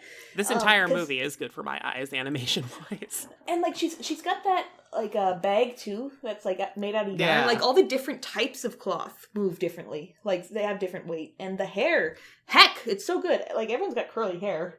Yeah. Except these kids who I'm looking at now, they all have very straight hair. Heck. They're still doing the kind of CGI cheat of keeping the hair off people's shoulders, but Yeah, I mean, I think Peppa kind of has... it's tied back. Yeah, it's tied back. Isabella's like the only one who has her hair down, but it doesn't feel as much like a cheat when you look at how textured it all is. Yeah. Like, for anyone who doesn't know, because this is an animation podcast and I should explain these things, because hair is something that's so hard to animate, you'll notice this once you, like, hear me say this, but a lot of characters in CGI movies have short haircuts, just so they don't have to deal with the hair touching the shoulders. Yeah. Yeah, cheetahs. Cheaters. Cheetahs never prosper. But, like, not only are they going all out with the hair, even though it is often, like, go ahead, take a little shortcut. That's fine. But, like, the cloth is so good. Look at this guy. I think like, especially the textures with Mirabel, like, this is something that I noticed on the second rewatch is, like, I was wondering, is Mirabel's gift sewing? Like, have you seen all the embroidery that she does? Yeah, and it all represents the family. Like, she has a little butterfly sewn into her shoulder, and she has all these flowers and butterflies down the side of her dress. So pretty. Like, I guess when you don't get a gift, you have more time to actually hone a lot of other things. She's not allowed to help. Mirabel, perhaps it is best for some of us to contribute by staying out of the way. Yeah, abuela. Yeah, abuela. Get the fuck out of here. I'm sorry. What you doing in my casita? Get out of here. Can we talk about this movie, though? I'm sorry. Things I could say. I'm like, we gotta, like, rein it in a little. I feel like we haven't said anything, but About, I haven't like, stopped talking. The plot. Yeah. Because, like, the plot is kind of basic, like, oh, the magic is dying, we gotta try and fix it somehow. And that sends Mirabel on a quest to try and find out what's the source of the Encanto kind of failing. And by quest, it's still a very, like, contained story. Oh, They yeah. didn't really leave the house. No, they never leave the village. There's no, like, quest. I didn't watch a lot of trailers for this. I try to avoid trailers because they always give away too much, but I didn't realize that they were in, like, a town. I thought they were going to be isolated, so I thought that was interesting. And then it paid off very nicely during the finale. Yeah. Oh god, yes. Yeah. I get happy cries during that scene. This movie got my feelings. It did, yeah. Like, Yes. yeah. More so on repeat viewings than the first time for some reason. The first time in the theater, I was like, oh. I mean, yeah. That sounded hornier than I meant. The first time in the theater was like, whoa, my heart. Yeah, totally. It still got me, but then on repeat viewings, I actually started crying. Yeah. Yeah, repeat viewings, I ugly cried a couple times. It's just, this movie has so many moods. Yeah, and it's like the core thing is dealing with generational baggage that, like, the older folks don't really want to address, but the younger generation is like, okay, let's try and actually fix this rather than bury it. Everything is fine, the magic is not dying, nobody has to know. Yeah. Remain calm. All is well. I'm posting a screenshot here. And then Dolores. I know. Oh, she's adorable. Yeah, the internet is losing its mind over Dolores. There's a shot of these photos of, like, the whole family, like, in front of there's magical doors. Everyone gets a door, and then they get their power. Except Mirabel. Mirabel doesn't get a door. Mirabel. And Antonio photo. wishes, I wish you got a door. Oh, he's so sweet. But if you look at this cap I just posted there, Carrie, Abuela is only, like, she's standing away, even from her own kids. The only one she's interacting with is Isabella. Oh. Like, she's turned towards her. I think she might have her hand on her shoulder or something. Yeah. That's probably nothing worth being concerned about. Yeah. Probably. Golden child. Oh, and like, the bit here where, like, Peppa's got a tornado because, like, it has to be perfect. It has to be perfect. That's probably fine. Right? Yeah. Details. Right? Details are good. It's like, Yeah. and that's many details you wouldn't even really get on the first viewing. Yeah. Like the sibling rivalry between Mirabelle and Isabella. That kind of came out of left field for me at the end the first time, but then like once you pay attention to it, it's like, yeah, it's there. My favorite of that is during We Don't Talk About Bruno, Isabella's verse, he told me that the man that the life of my dreams would be promised and sound. Like, if you look at Mirabelle, she's just like rolling her eyes and she's like, I'm so done with this shit.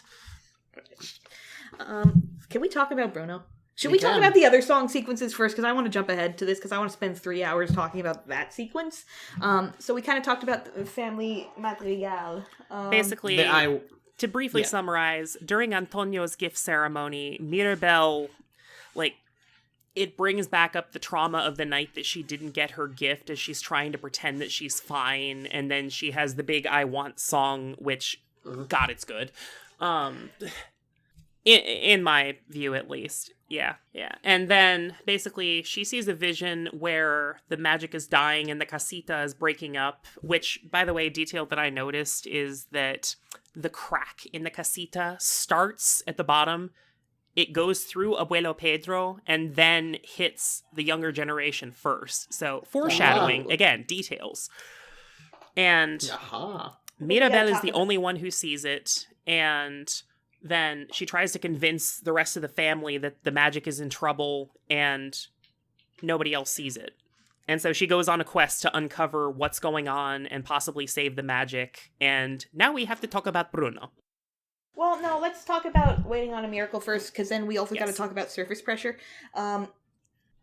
Some people I'm seeing on the internet take... what's the word? Non-diegetic? Yes. Yes, they're taking these scenes a little too literally and saying, oh, Mirabelle's power, she can slow time. Yeah. No, it's not. No. Bonk. Wrong. That's what we call media illiteracy. Yeah. No, it's fantasy spots. And I think that's a big part of the reason why these musical numbers hit so different. They do not hold back. Yeah. Visually, like, heck, what was the last... like, Frozen had songs, I guess, but, like, if you think about Let It Go, what was it? It was some white girl dancing around in the snow. Waiting on a Miracle here, which is their kind of equivalent song to Let It Go. The I Want song. The I Want song. Well, technically Let It Go isn't really the I Want song. Into the Unknown kind of ventured into the same zone of, like, it starts in a realistic space, then it gets more and more abstract as it reaches its emotional pinnacle. Yeah. And I think that's one of the reasons why that song hits so well. It's like the only song that hit. It's the only thing I care about from that movie, and I only like the Panic at the Disco version. Anyway. Oh, I'm lying. Bruni the Little Lizard is also very good. Yeah, like they've kind of ventured into this territory a few times, but this really felt like where they're pulling out all the stops and just not caring about making it take place in a real, like, they basically pull away the literal physical world and venture into the abstract and not abstract, but like the expressionist world where, you know, like characters are allowed to just float through a sky or interact with lights or just move where time isn't moving, and they're just like literally singing at people's faces, but not even on the same plane of existence. And it freaking works. Yeah. Yeah. Something else I kind of noticed, there hasn't been a lot of, like, if I'm thinking of, like, the last 10 Disney movies, like, we'll consider this, like, a generation of Disney movies from Tangled to this. There hasn't been a lot of musicals. No. The ones that have been, their musical numbers have been pretty grounded. When you think of the ones that do get a little more fantastical, it's like In Summer from Frozen or You're Welcome from Moana, which they're the goofy sidekick songs. They don't really do the serious songs like that until here. And it feels really good. Yeah. It's good. Most definitely. It's more typical for Disney to, like, have one song where they really go all out with the style, like Almost There from The Princess and the Frog. Maybe you could argue Friends on the Other Side, but... Can't Wait to Be King.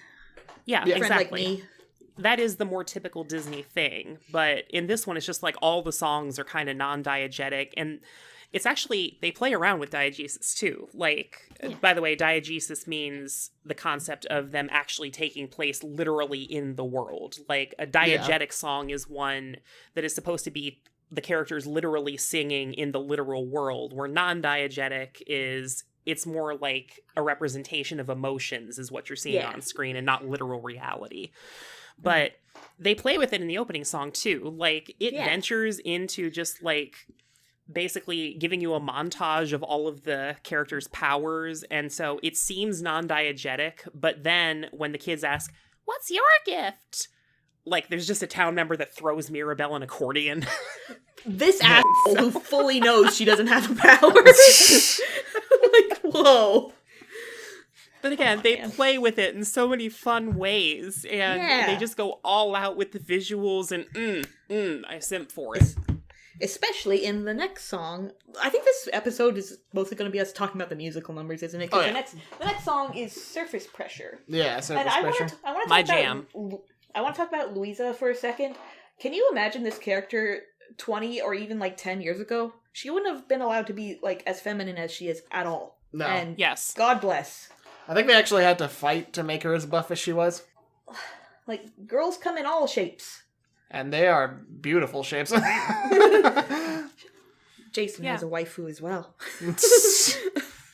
And I have an asexual, I want to give you a hug. You deserve all the support and feeling good about yourself. I mean, like, don't get me wrong. Louisa can destroy me as well.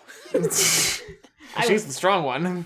She has earrings, like, and a bow. Like she's got a dress on. Like, this sounds like such a weird thing to focus on, but this kind of character used to be a joke. Yeah. Yes. The Braunhilde kind of. Yeah. But and she's not. She's a serious character with all the emotions, and I want to give her a hug. I think she's still strong, but it's not at the expense of her femininity at all. Yeah. She's got that middle child kind of, okay, I have to kind of shoulder some burdens between. How come this Hercules guy wasn't a cameo from Disney's Hercules? But I like her song sequence because you gotta stop and think like, wow, they really built. Animation is hard, and they straight up built a lot of environments for one shot. Like, there's a shot coming up here where they're in like this golden room dancing. It's here for one shot, and then it's gone. It doesn't come back. They put the effort into it though. Totally. Yeah, like, they play around with diegesis a little bit in the Family Madrigal, but in this one, this is just the one where they throw out all the stops, and they have, like, the donkeys as background singers, and donkey unicorns flying through the sky, and... The second shot where they're in the field with all the geysers, and, like, water's hard to animate. Y'all didn't have to do that, but they did, and then it doesn't come back, and it's like, it was just a one-and-done shot. Oh, this song and the visuals just go so hard. I like watching this in the theater. I was over the moon, just so excited about how beautiful these sequences are. I was like, yes, this is animation. Doesn't have to be a white girl running around in the snow. You can do anything, and they did. Look at this. Look at the tornado. Like donkeys. Donkeys playing Near My God to Thee on the deck of the Titanic as it's about to hit an iceberg. Look at these trans flag colored clouds in sky. Good for them. Oh, didn't notice that. Well, they're pink and blue. Yeah, okay, headcanon, fine. Sparkly donkey. Look at the sparkles on that thing's fur. Like, you didn't have to do this. You could have just had them running around in the field singing, but you didn't. And also, the donkeys have a lot of good squash and stretch. Like, when Louisa is picking up the donkeys, their faces, like, there's a little bit of lag with the faces, and then they stretch. It's, just good principles of animation. Yeah, because we are an animation podcast, we should explain it when we use these terms, but yeah, squash and stretch, it's literally, because motion blur, so motion blur is a thing that happens because our eyes can only perceive things moving so quickly, so, like, wave your hand in front of you, there's motion blur. Yeah. But in animation, you have to fake that, because there isn't actually motion blur between two different drawings, so you gotta make smear frames, and that's where you literally squash and stretch your characters to create that artificial motion blur. Or, as Walt Disney described it, correctness of sensation. When we go up in an elevator, we feel as though our bodies squash. So in our cartoon, Mickey's body literally squashes and stretches. And then the producers yell cut, and he's like, "Give me a damn cigarette." I don't know. Jason, I think he wants to say things. No. I feel like I've been talking a lot. No, I'm good. I just like, I agree with everything you're saying. The freckles, the hair texture, the peach fuzz. Like, look at all this.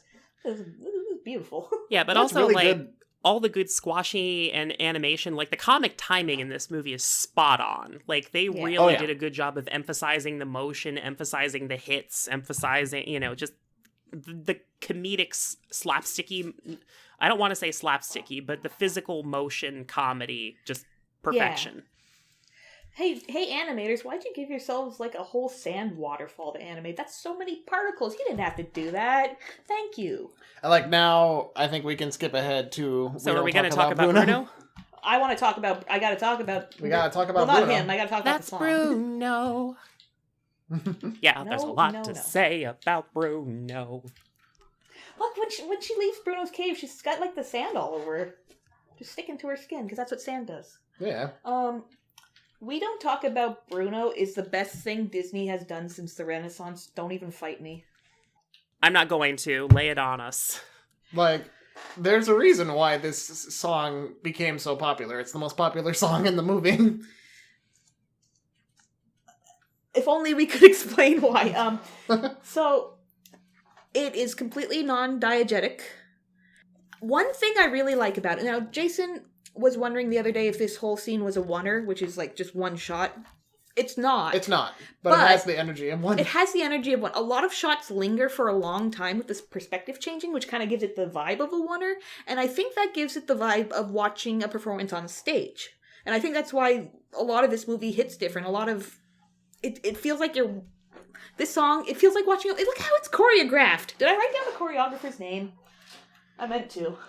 Yeah, this movie, they did bring in, like, an actual dance troupe and a choreographer, and this is one of the songs where it shows the most. Like, they really focused on making the characters' dancing and motions feel real. Yeah, the choreographers were Jamal Sims and Kai Martinez. And, especially this shot near the end where all the townspeople are, the way the camera just... It doesn't cut, it shifts between them. And this bit with Isabella coming down on the swing with everyone, holding their hands out to her, that's such stage direction. Is a real stage. It feels like watching a stage musical. And I love that vibe, because I like stage musicals. Because, the core strength of the old Disney musicals from the Renaissance are that they were made by people from Broadway. Howard Ashman and Alan Menken. I'm going to say, too, even little things like during Felix and Peppa's wedding flashback, it's their usual outfits, but just white, which you could say that's a cost-saving measure, but it feels like something you'd see on stage, too. It would just be... change. A quick change. Just same exact outfits, just different colors. Yeah, I could definitely see this being a Disney Broadway musical. Yeah. Yeah, this definitely gave me, you were comparing it to the Howard Ashman musicals, this definitely gave me, Little Mermaid, Beauty and the Beast vibes. It definitely feels like it was conceived as a musical by people who are familiar with how musicals work from the ground up. Absolutely. Yeah. It doesn't just feel like it did, a story that had music tacked onto it because, we gotta do that.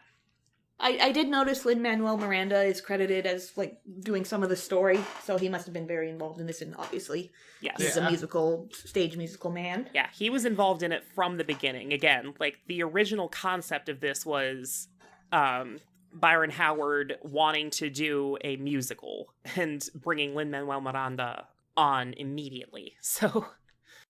I love how, Mirabelle's, dancing along with everyone, but, very confusedly and uncomfortable. Yeah. That's... Luna, that's the sort of thing you'd see in the stage version, too. She has choreography, too. She's not just being sung at. Well, she is, but she's participating.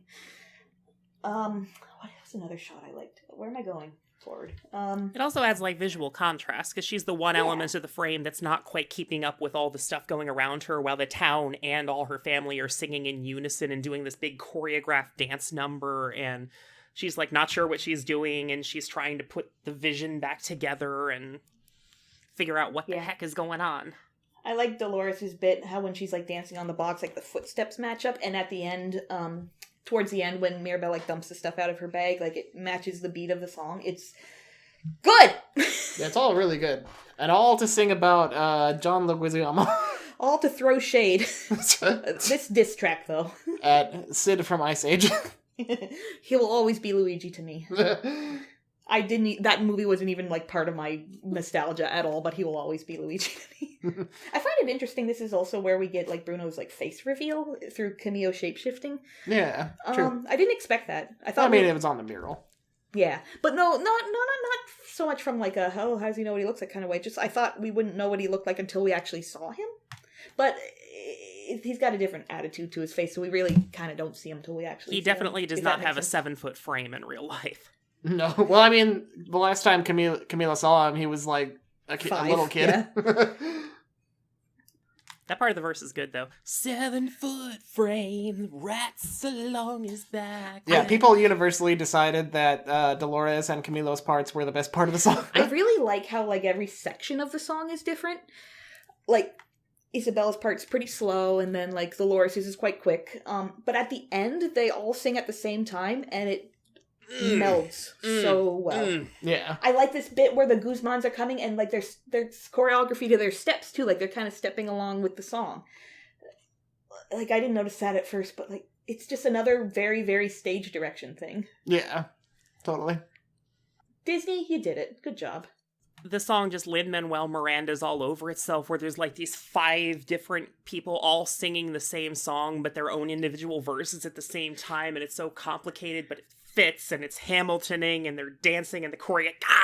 It's so good. Yeah. When they're setting the table, I love how Augustine is just here. It's like, oh, we dancing? Like he's not even singing; he's just also here. He's just vibing. I like the little subtle part, like right at the very end when they're dancing in the Black Void. Isabella's "and I'm fine, and I'm fine, and I'm fine," which we established during Mirabelle during Waiting on a Miracle. You're probably not fine. I mean, yeah. Fish lady here. There's just a lot of body language for Isabella. I'm totally fine. You can see it in her face too. She is not fine. It's just the body language that you probably wouldn't catch the first time, that, oh, she's actually miserable. Yeah. Being perfect all the time, which leads into the next song. I have to backtrack a minute and say, like, Abuela, you really left Mirabelle out of the family photo? What is wrong with you? Oh, that sucks. It does suck, and it's like... Like, dude, I've been in situations kind of like that, and it doesn't feel good. Yeah, it probably wasn't intentional at all, but like... But that doesn't make it any less devastating. No, it doesn't make it any better. Also, another detail I like is that original photo is like very posed and look at our magic, and then later in the movie, it gets messier and more spontaneous. Good stuff. Yeah. Yeah. You know, good character progression. Good job, movie. Like, it's also the kind of sibling rivalry that comes to a head before Isabella's song. Is like, oh, Mirabelle's like, oh, your life is just so perfect. You have everything handed to you. It's so easy for you. But Isabella is like, no, I have to be perfect all the freaking time. Can't you see, Mirabelle? I'm a lesbian, but I have to marry this man. But she's like, you just have to coast. You're fine. But I have to... that headcanon. Yeah, well, I have to like... Look at the colors in her room. Lesbian flag. I love the stare-off between Mirabelle and Dolores. This movie's funny. Yeah, after the Bruno song, there's a dinner scene where, like, Dolores has now, like, again, there's the scene where the father is like, nope, everything's fine. The magic is not dying. Nobody has to know. And then Dolores, I know.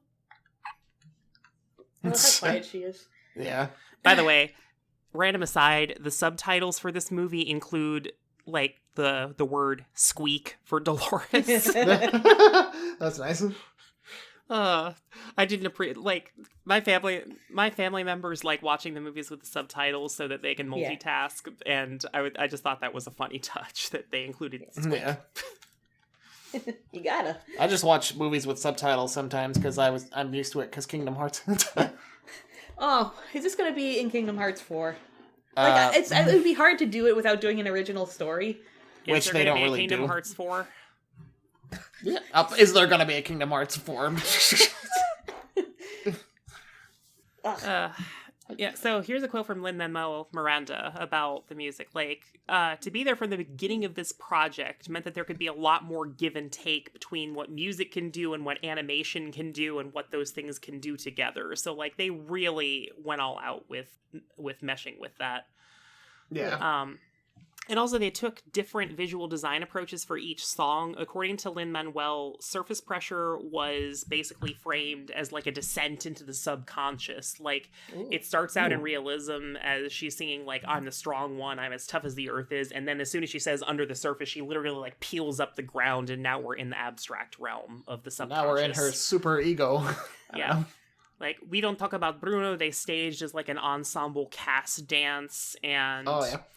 Then, like, they did different Colombian music for every single song. Like, Familia Madrigal is based on Colombian folk music. Surface Pressure is based on reggaeton. And What Else Can I Do is based on, like, 1990s rock en español. We Don't Talk About Bruno is based on salsa. And then Colombia Mi Encanto is just Carlos Vives. Sung by the actual Carlos Vives. But yeah, like... Another quote from Lin-Manuel Miranda, and then I'll pass it back. We went to Cartagena, to Bogota, and just listened to the musicians everywhere. Anytime we leaned into the specificity, something would unlock. I have all these Disney anthems in my head, and when I finally cleared that away and went back to the music we heard in Colombia, anytime we lean into authenticity, we win. Just... Absolutely. Chef's kiss. And, like, Lin-Manuel Miranda is Puerto Rican, but he did his homework on Colombian music. Oh, yeah. Like, say what you want about the guy being kind of annoying. He's a good lyricist and a good musician. I'm saying it. I'm going to say it till the end of time. He's the modern Howard Ashman.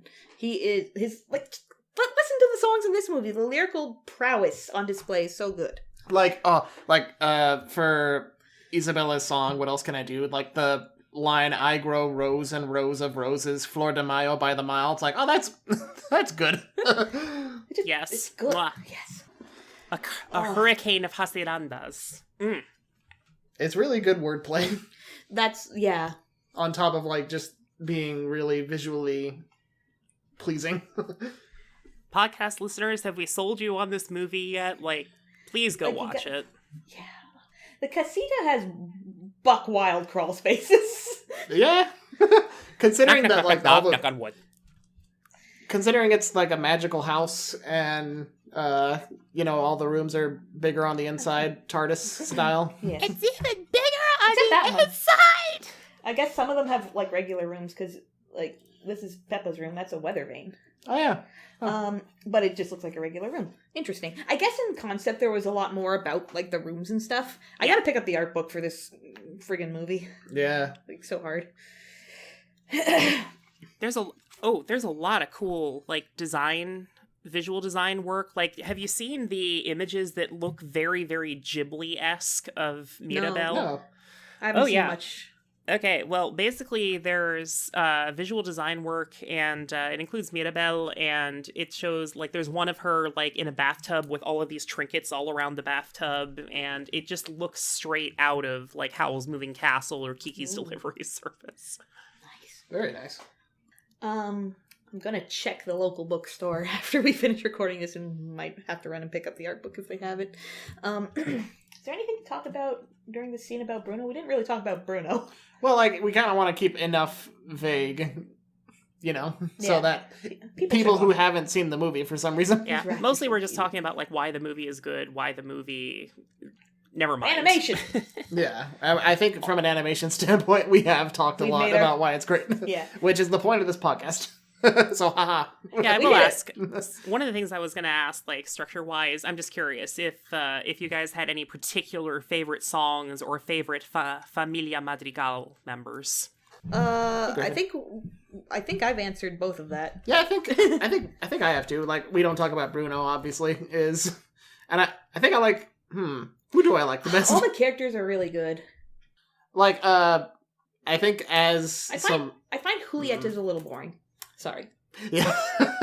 I think as, I don't know if you guys had, like, special programs for your, like, when you guys were in school. Like, we had something called GATE. Do you have anything called GATE, Carrie? We had PACE, which was the gifted program. Yeah, GATE was the gifted program there. My older sister got into GATE, and then they did the test for me. I didn't get in, but then my little sister did. So it was just like, oh, okay, so I guess I'm just stupid. Yeah. So, like, just that kind of feeling Like, not to blame them at all. It's just like that kind of feeling like, oh, they got in this exceptional program and I didn't. I guess that means I'm just ordinary.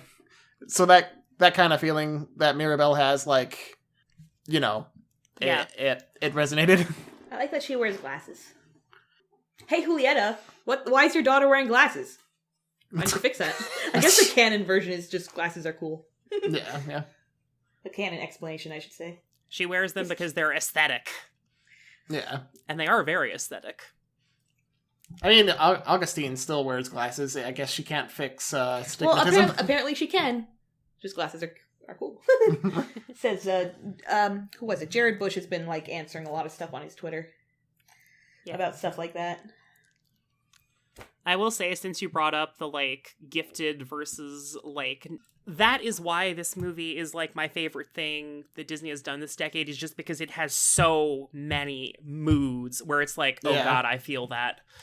Especially surface pressure as a former gifted child who was also an only child who, like, felt all this weight to make something of my, like, do an important job, and you're gonna make your family so proud, and, like, you're gonna take all of your talents and use them to, you know, change. Like, if I had your brains, I would change the world. Like, sucks. Stop.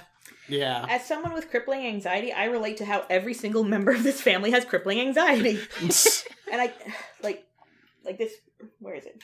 The bit here with the snow cloud, there's such a big difference between telling someone calm down and saying, hey, what's wrong? Like, Abuela's not trying to help anyone. She just wants everything to appear perfect. Yeah, it's, like, that's the thing about this movie, too. It goes pretty deep in saying, like, yes, like, if you're, like, gifted people have their own problems based on the expectations that are kind of thrust upon them.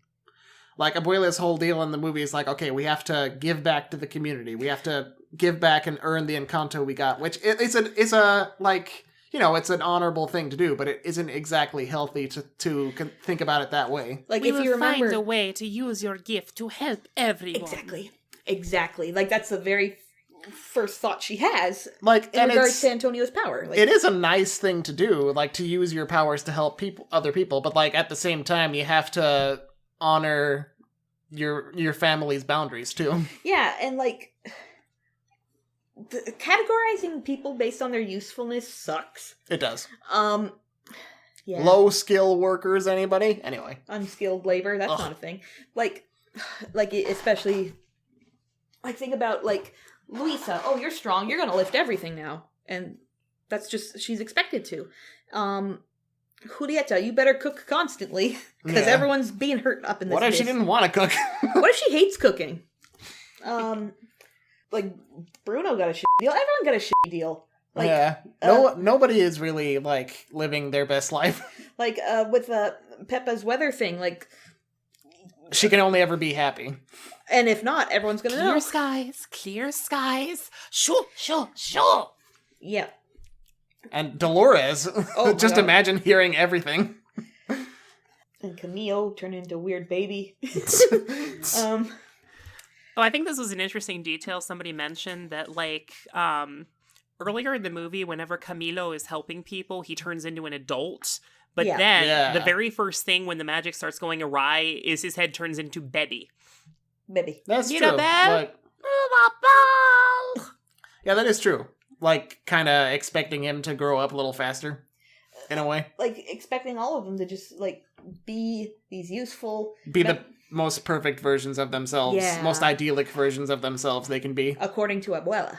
Yeah, and Abuela, like, she's not an evil character. No, she's the antagonist, but she's not the bad guy, Twitter! Yeah. It's complicated. There is nuance to it. But to, like, explain that nuance... Like, God forbid a character should be three-dimensional. Yeah, to explain that nuance would be kind of giving away, like, the ending. Yeah. Well, for a lot of people, it's complicated family dynamics happen, where, like, your parents or grandparents, they mean well, they want the best for you, but they don't realize that they're putting pressure on you that's kind of hurting you a bit. Like, that doesn't make them bad. It just means that... It doesn't make it not abuse, but it's so much more complicated than that. Yeah. Like, people are complicated, and I'm glad that came out in this movie. I think even, like, 20 years ago, if this movie had come out the way it is, it might have been way different, because I think nowadays we're starting to acknowledge that, maybe putting all this pressure onto kids is not good, actually. Yes, thank you.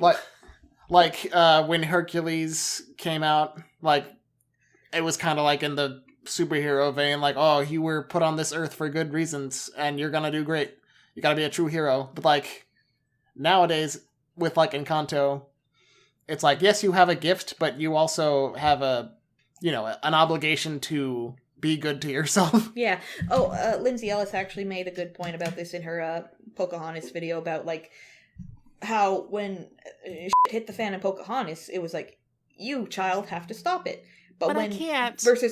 Versus Moana, like, when shit hit the fan, it was like, you are a child. If you can't do this, you can come home and we'll still love you. You know?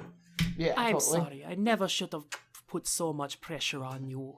Exactly. Meanwhile, Grandmother Willow, you must stop this Pocahontas just like Kratos stood up to But I can't. No, you must go do the thing. But I can't do the thing. You must. But you will. You have to have a personality, for God's sake. Let's talk about this song. What's this song called? What else can I do? Love it. Again, Yeah. Moods. This is like It's artist moods. Yeah, it's the perfect child realizing, wait, I don't have to be perfect. Look at that cactus. That cactus better than anything else in this room. We should have put a spoiler warning probably at some point. We're not going to talk about, like, anything too in depth, but if you want, I was about to say we're kind of at the spoiler warning point. Yeah, porn. Sorry. We dunk because we love. We dunk because we donut. If you look at these lesbian pride colors, and then it's blue. By the way, I jokingly call this song Let It Grow because it's kind of Let It Go, but with flowers. And so much more energetic. Oh my goodness. A little bit. Okay, like, You're one of the swinging on issues that. I had with Let It Go is that it felt like it should be this big, epic, like, ice castle coming from the ground, but it almost felt subdued. Like, really? That's it? That's the ice castle? Where It's this the kind of one, thing... this is what I wanted it to be. It's just all out. For True. sure. It's almost like Let It Go had to, like, rein itself back, because it knew someday Sora, Donald, and Goofy would need to be integrated into there. So it couldn't go doing too hard. nothing. Contributing absolutely nothing to the scene besides oohing and awing.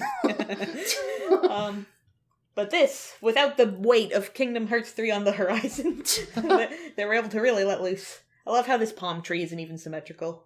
Yeah, that's true. I really like, I don't know if it's spotlights or if the flowers are just changing colors to emulate spotlights. I think that's what's going on. Yeah, that's fun. It's really cool either way. Holy hell, the flowers in the background, like, changing textures and, like, doing their own animation thing. I love the gorgeous. microphone flower, yeah. Yeah. Oh, I like these plants, all these cactuses, these succulents. It reminds me of, like, because Jason, I come from the snow-blown fields of New Brunswick. Jason comes from Nevada. So when I would visit him and see all the plants in the desert, like, whoa, the desert's pretty, actually. Yeah, it gives you a new perspective. Yeah. It's not symmetrical or perfect, but it's beautiful. And it's mine. It's mine. And the color powder and Yeah. Mariano. I think I suffering. heard that they staged this number like a giant rock concert because, again, it's based on rock en español. So just delicious. Oh, that gorgeous. Yeah, colors. like when she's, like I said, when she's holding the flower and the vine is like the cord. Like it's just a nice little detail. Can we talk about Mariano Guzman and how he doesn't deserve all the pain he goes? Some people think he's a gross, yucky character. I say he's a himbo. Yeah, he's fine. He's fine. He's actually quite polite. He offers avocado. The only question I have is it a coincidence that he just gets hit on the nose multiple times by Isabella's plants? Is she doing that on purpose? It's probably a subconscious thing. Like, I don't want this. He'll never get his nose right. He looked like I'm the 100th person to make this joke. He looks exactly like horror YouTuber Wendigoon. Just put him a Hawaiian shirt on him. I don't know who you were talking about, but I'll trust you. Mm-hmm. Take my word for it. So I think we don't want to, like, spoil the ending.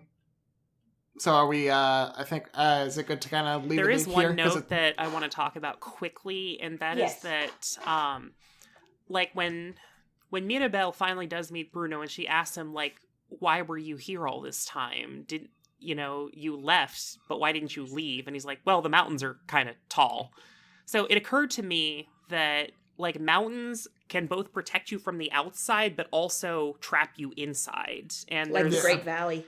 a wonderful, and if you pay attention during the beginning, the mountains come up as Abuela goes through the trauma. So it's almost like the mountains are blocking her off from her trauma. And so, yeah, that's right. I'm not going to say exactly what happens in the ending, but just watch and it comes to, like, there's a lot of such good details like that where the film just makes a lot of thematic sense the more you dig into it. Just for sure. Ugh. I don't know what it is about this movie, but it just feels like the script and all the visual decisions they made just reinforce the themes perfectly. Like, it just feels like this, like, perfectly coherent mood themes film just erupted. Yeah. It's fantastic. It's honestly become one of my new favorites over just time and thinking about it and watching it, like, over and over again. Yeah. Like, I appreciate it more. The more I watch it, the more I read people's analysis online and stuff. And it's just so different from, like, what the other typical Disney stories and whatnot. Because, like, there's no, like, race against the clock. There's no, like, big rescue scene. I'm so glad that happened. Like, it's just... That would have been such an easy thing to add, the race against the clock, but thank God the time. Yeah, like, oh no, the magic is dying. We have to save the magic before this arbitrary point in 24 time. hours. Yeah. I'm trying to articulate why it's got such a different vibe. Like, Disney. 90s was a thing that was good. Don't know what I'm trying to say. The 2000s, the noughties. Disney, stumbled. Yes, they stumbled, but they also did a lot of... They experimented a lot, which I appreciate. Yeah, and the 10s is when they got good again. I think this is their first movie in a long time that I will call great. Zootopia, I liked a lot. Yeah, I really like Zootopia. Zootopia is very good. So I guess I'll call it the second. Like, I like Tangled, I like Moana, but something about this is just on a different tier. Yeah, I think because, again, it's just kind of... It's doing its own thing apart from the typical kind of Western movie where it's like, oh, there's a conflict and we have to resolve it in this amount of time. Yeah, another thing is, like, we called Mirabelle's song an I Want song, but it's not really an I Want song. It's more like just processing pain and trying to understand it. And you know what? I've been feeling for, like, the past decade in animation how, like, TV animation has been doing very good with this kind of more, like, the emotional storytelling and emotional arcs and things, whereas it felt like Hollywood features were kind of lagging a little bit, like, but this feels more like a product of our times right now in animation. Like, it's an emotional story. Yeah. Like, it feels like it took you a minute there, Disney, but, like, yes, this is where we're at. And now, I feel like... Now have a primary, like, queer character, and you're right there. You're golden. That is definitely part of it, is that it's the emotional growth and the characters' journeys that drives the story. It's not external conflict being imposed on the story. Becca is transfixed because I ended up syncing our computers together with Encanto. That's what you were pointing at earlier, because we both had it on screen while we were talking about it. And she's very amused by it now. It's like I'm watching it in 3D. We did watch it in 3D. We did. It was pretty good. I keep forgetting that movies come out in 3D still. I have a feeling that might actually end up dying off after all of this. Probably.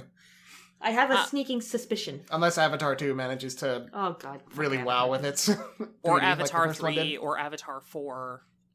If they... Maybe Avatar 5. Maybe Avatar 5 will come in and clutch. I gotta milk that cow. I'm just gonna scroll through my notes real quick to see if there's anything else I wanted to say. Oh yeah, like what I wanted to say was that, like, the more emotional kind of story, you kind of saw it with Luca a little bit. They had kind of that external kind of plot too, but it was a lot more character driven, you know? But Encanto really feels more like something you'd get from, like, overall feels like something you'd get from Studio Ghibli, where the conflict really is internal mostly, you know? Mm-hmm. Like Whisper of the Heart is a big kind of movie that rings a bell for me with like a lot of internal conflict. Yeah. It's really good. The thing that really set this movie apart for me was just how much momentum it had. Like, it just feels like, when I say momentum, I mean, like, it feels very alive and free and dynamic. Like, again, while you're watching it, you don't necessarily have a clue of this is what's going to happen next, then this. Like, you're just following the character growth, and that drives the movie, and it feels like it can go any direction and do anything, and there's not like a structure being imposed on it. Yeah. And which is good. And the Totally. visuals are like that too. Like, they just go all out with the vision. It's just, this movie feels like when I first watched it, I was comparing it to the Steven Universe movie, where it just lets the energy of the musical numbers speak for themselves, and like It feels like a product of the modern shameless emotions and shameless visuals movement. Yeah, like I was saying, like Disney, you finally caught up.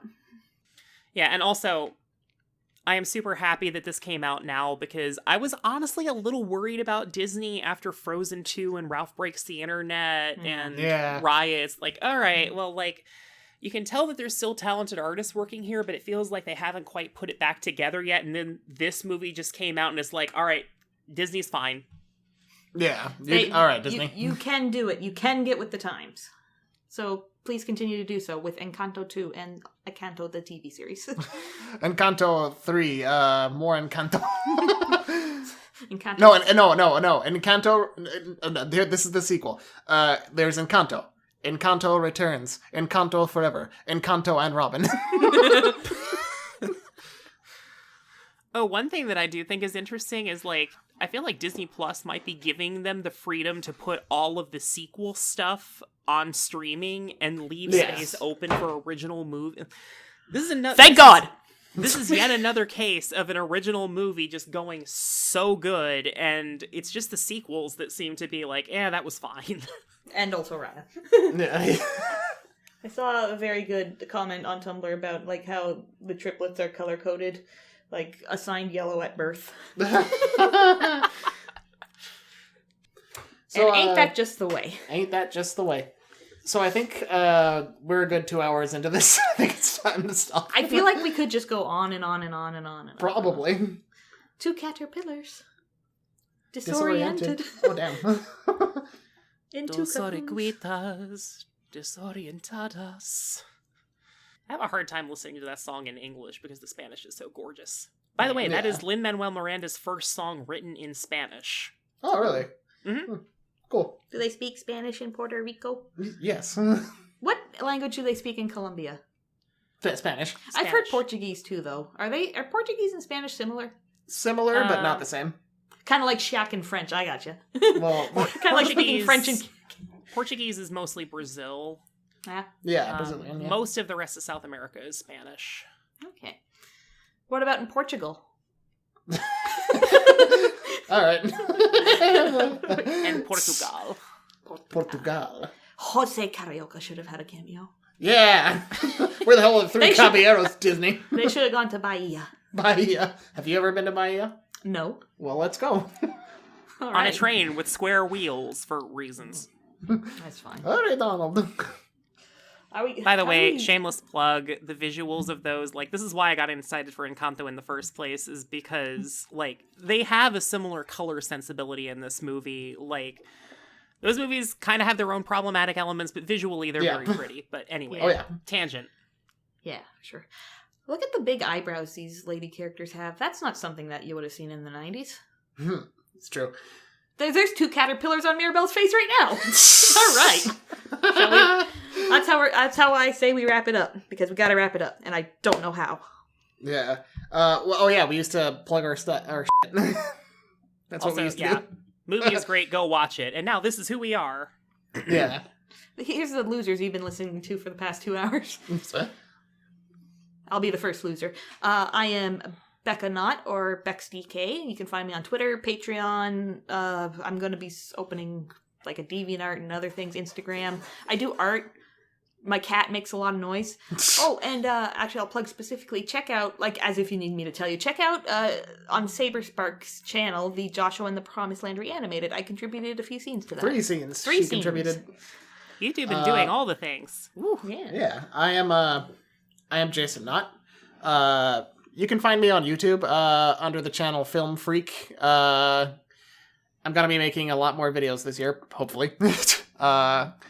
And I have links to some of my other stuff too. I have a review blog that I also need to get back into, and my Twitter, like on my YouTube channel, there's links to my other social medias there.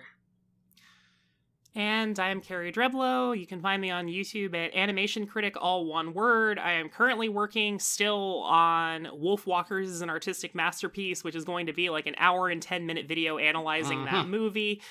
If I ever get enough time from work, I work a full-time job. I'm trying my hardest. Oh man, I'm there right now too. It's like, where's the work-life balance? Yeah. Do you need me to edit some of that stuff for you, Carrie? Because I can. Edit what Collaborate. stuff? Like some of your video clips or whatnot. Oh, okay. I can do that for you. Possibly, yeah. Just so I might that ask it you comes for help out. on at least a couple sections. Yeah. I still have to finish the script and the rough audio cut exposed a lot more flaws than I was expecting, so I'm having to do more I haven't rewrites than I was yet. I'm expecting. So I gotta listen to that when I work on commissions tomorrow. time is hard. Times is hard, sir. Our theme song was written by my brother Mitch. I don't know what his stage name is right now, but his band is Saturn Heights. We'll link his SoundCloud. Thank you, Mitch. I think it just goes by Mitch McG. Mitch McG for now. For now. So that's gonna do it for us. Mitch, play us out.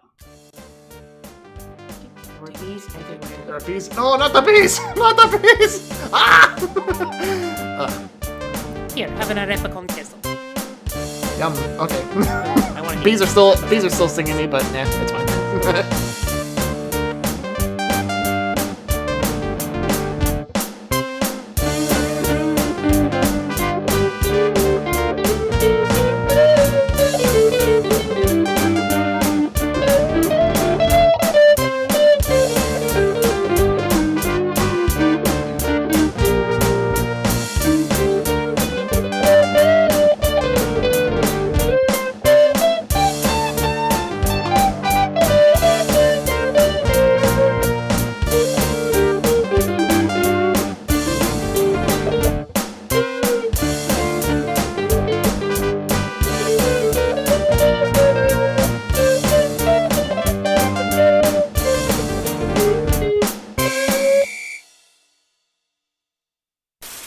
The button, aka the snoot, has been booped.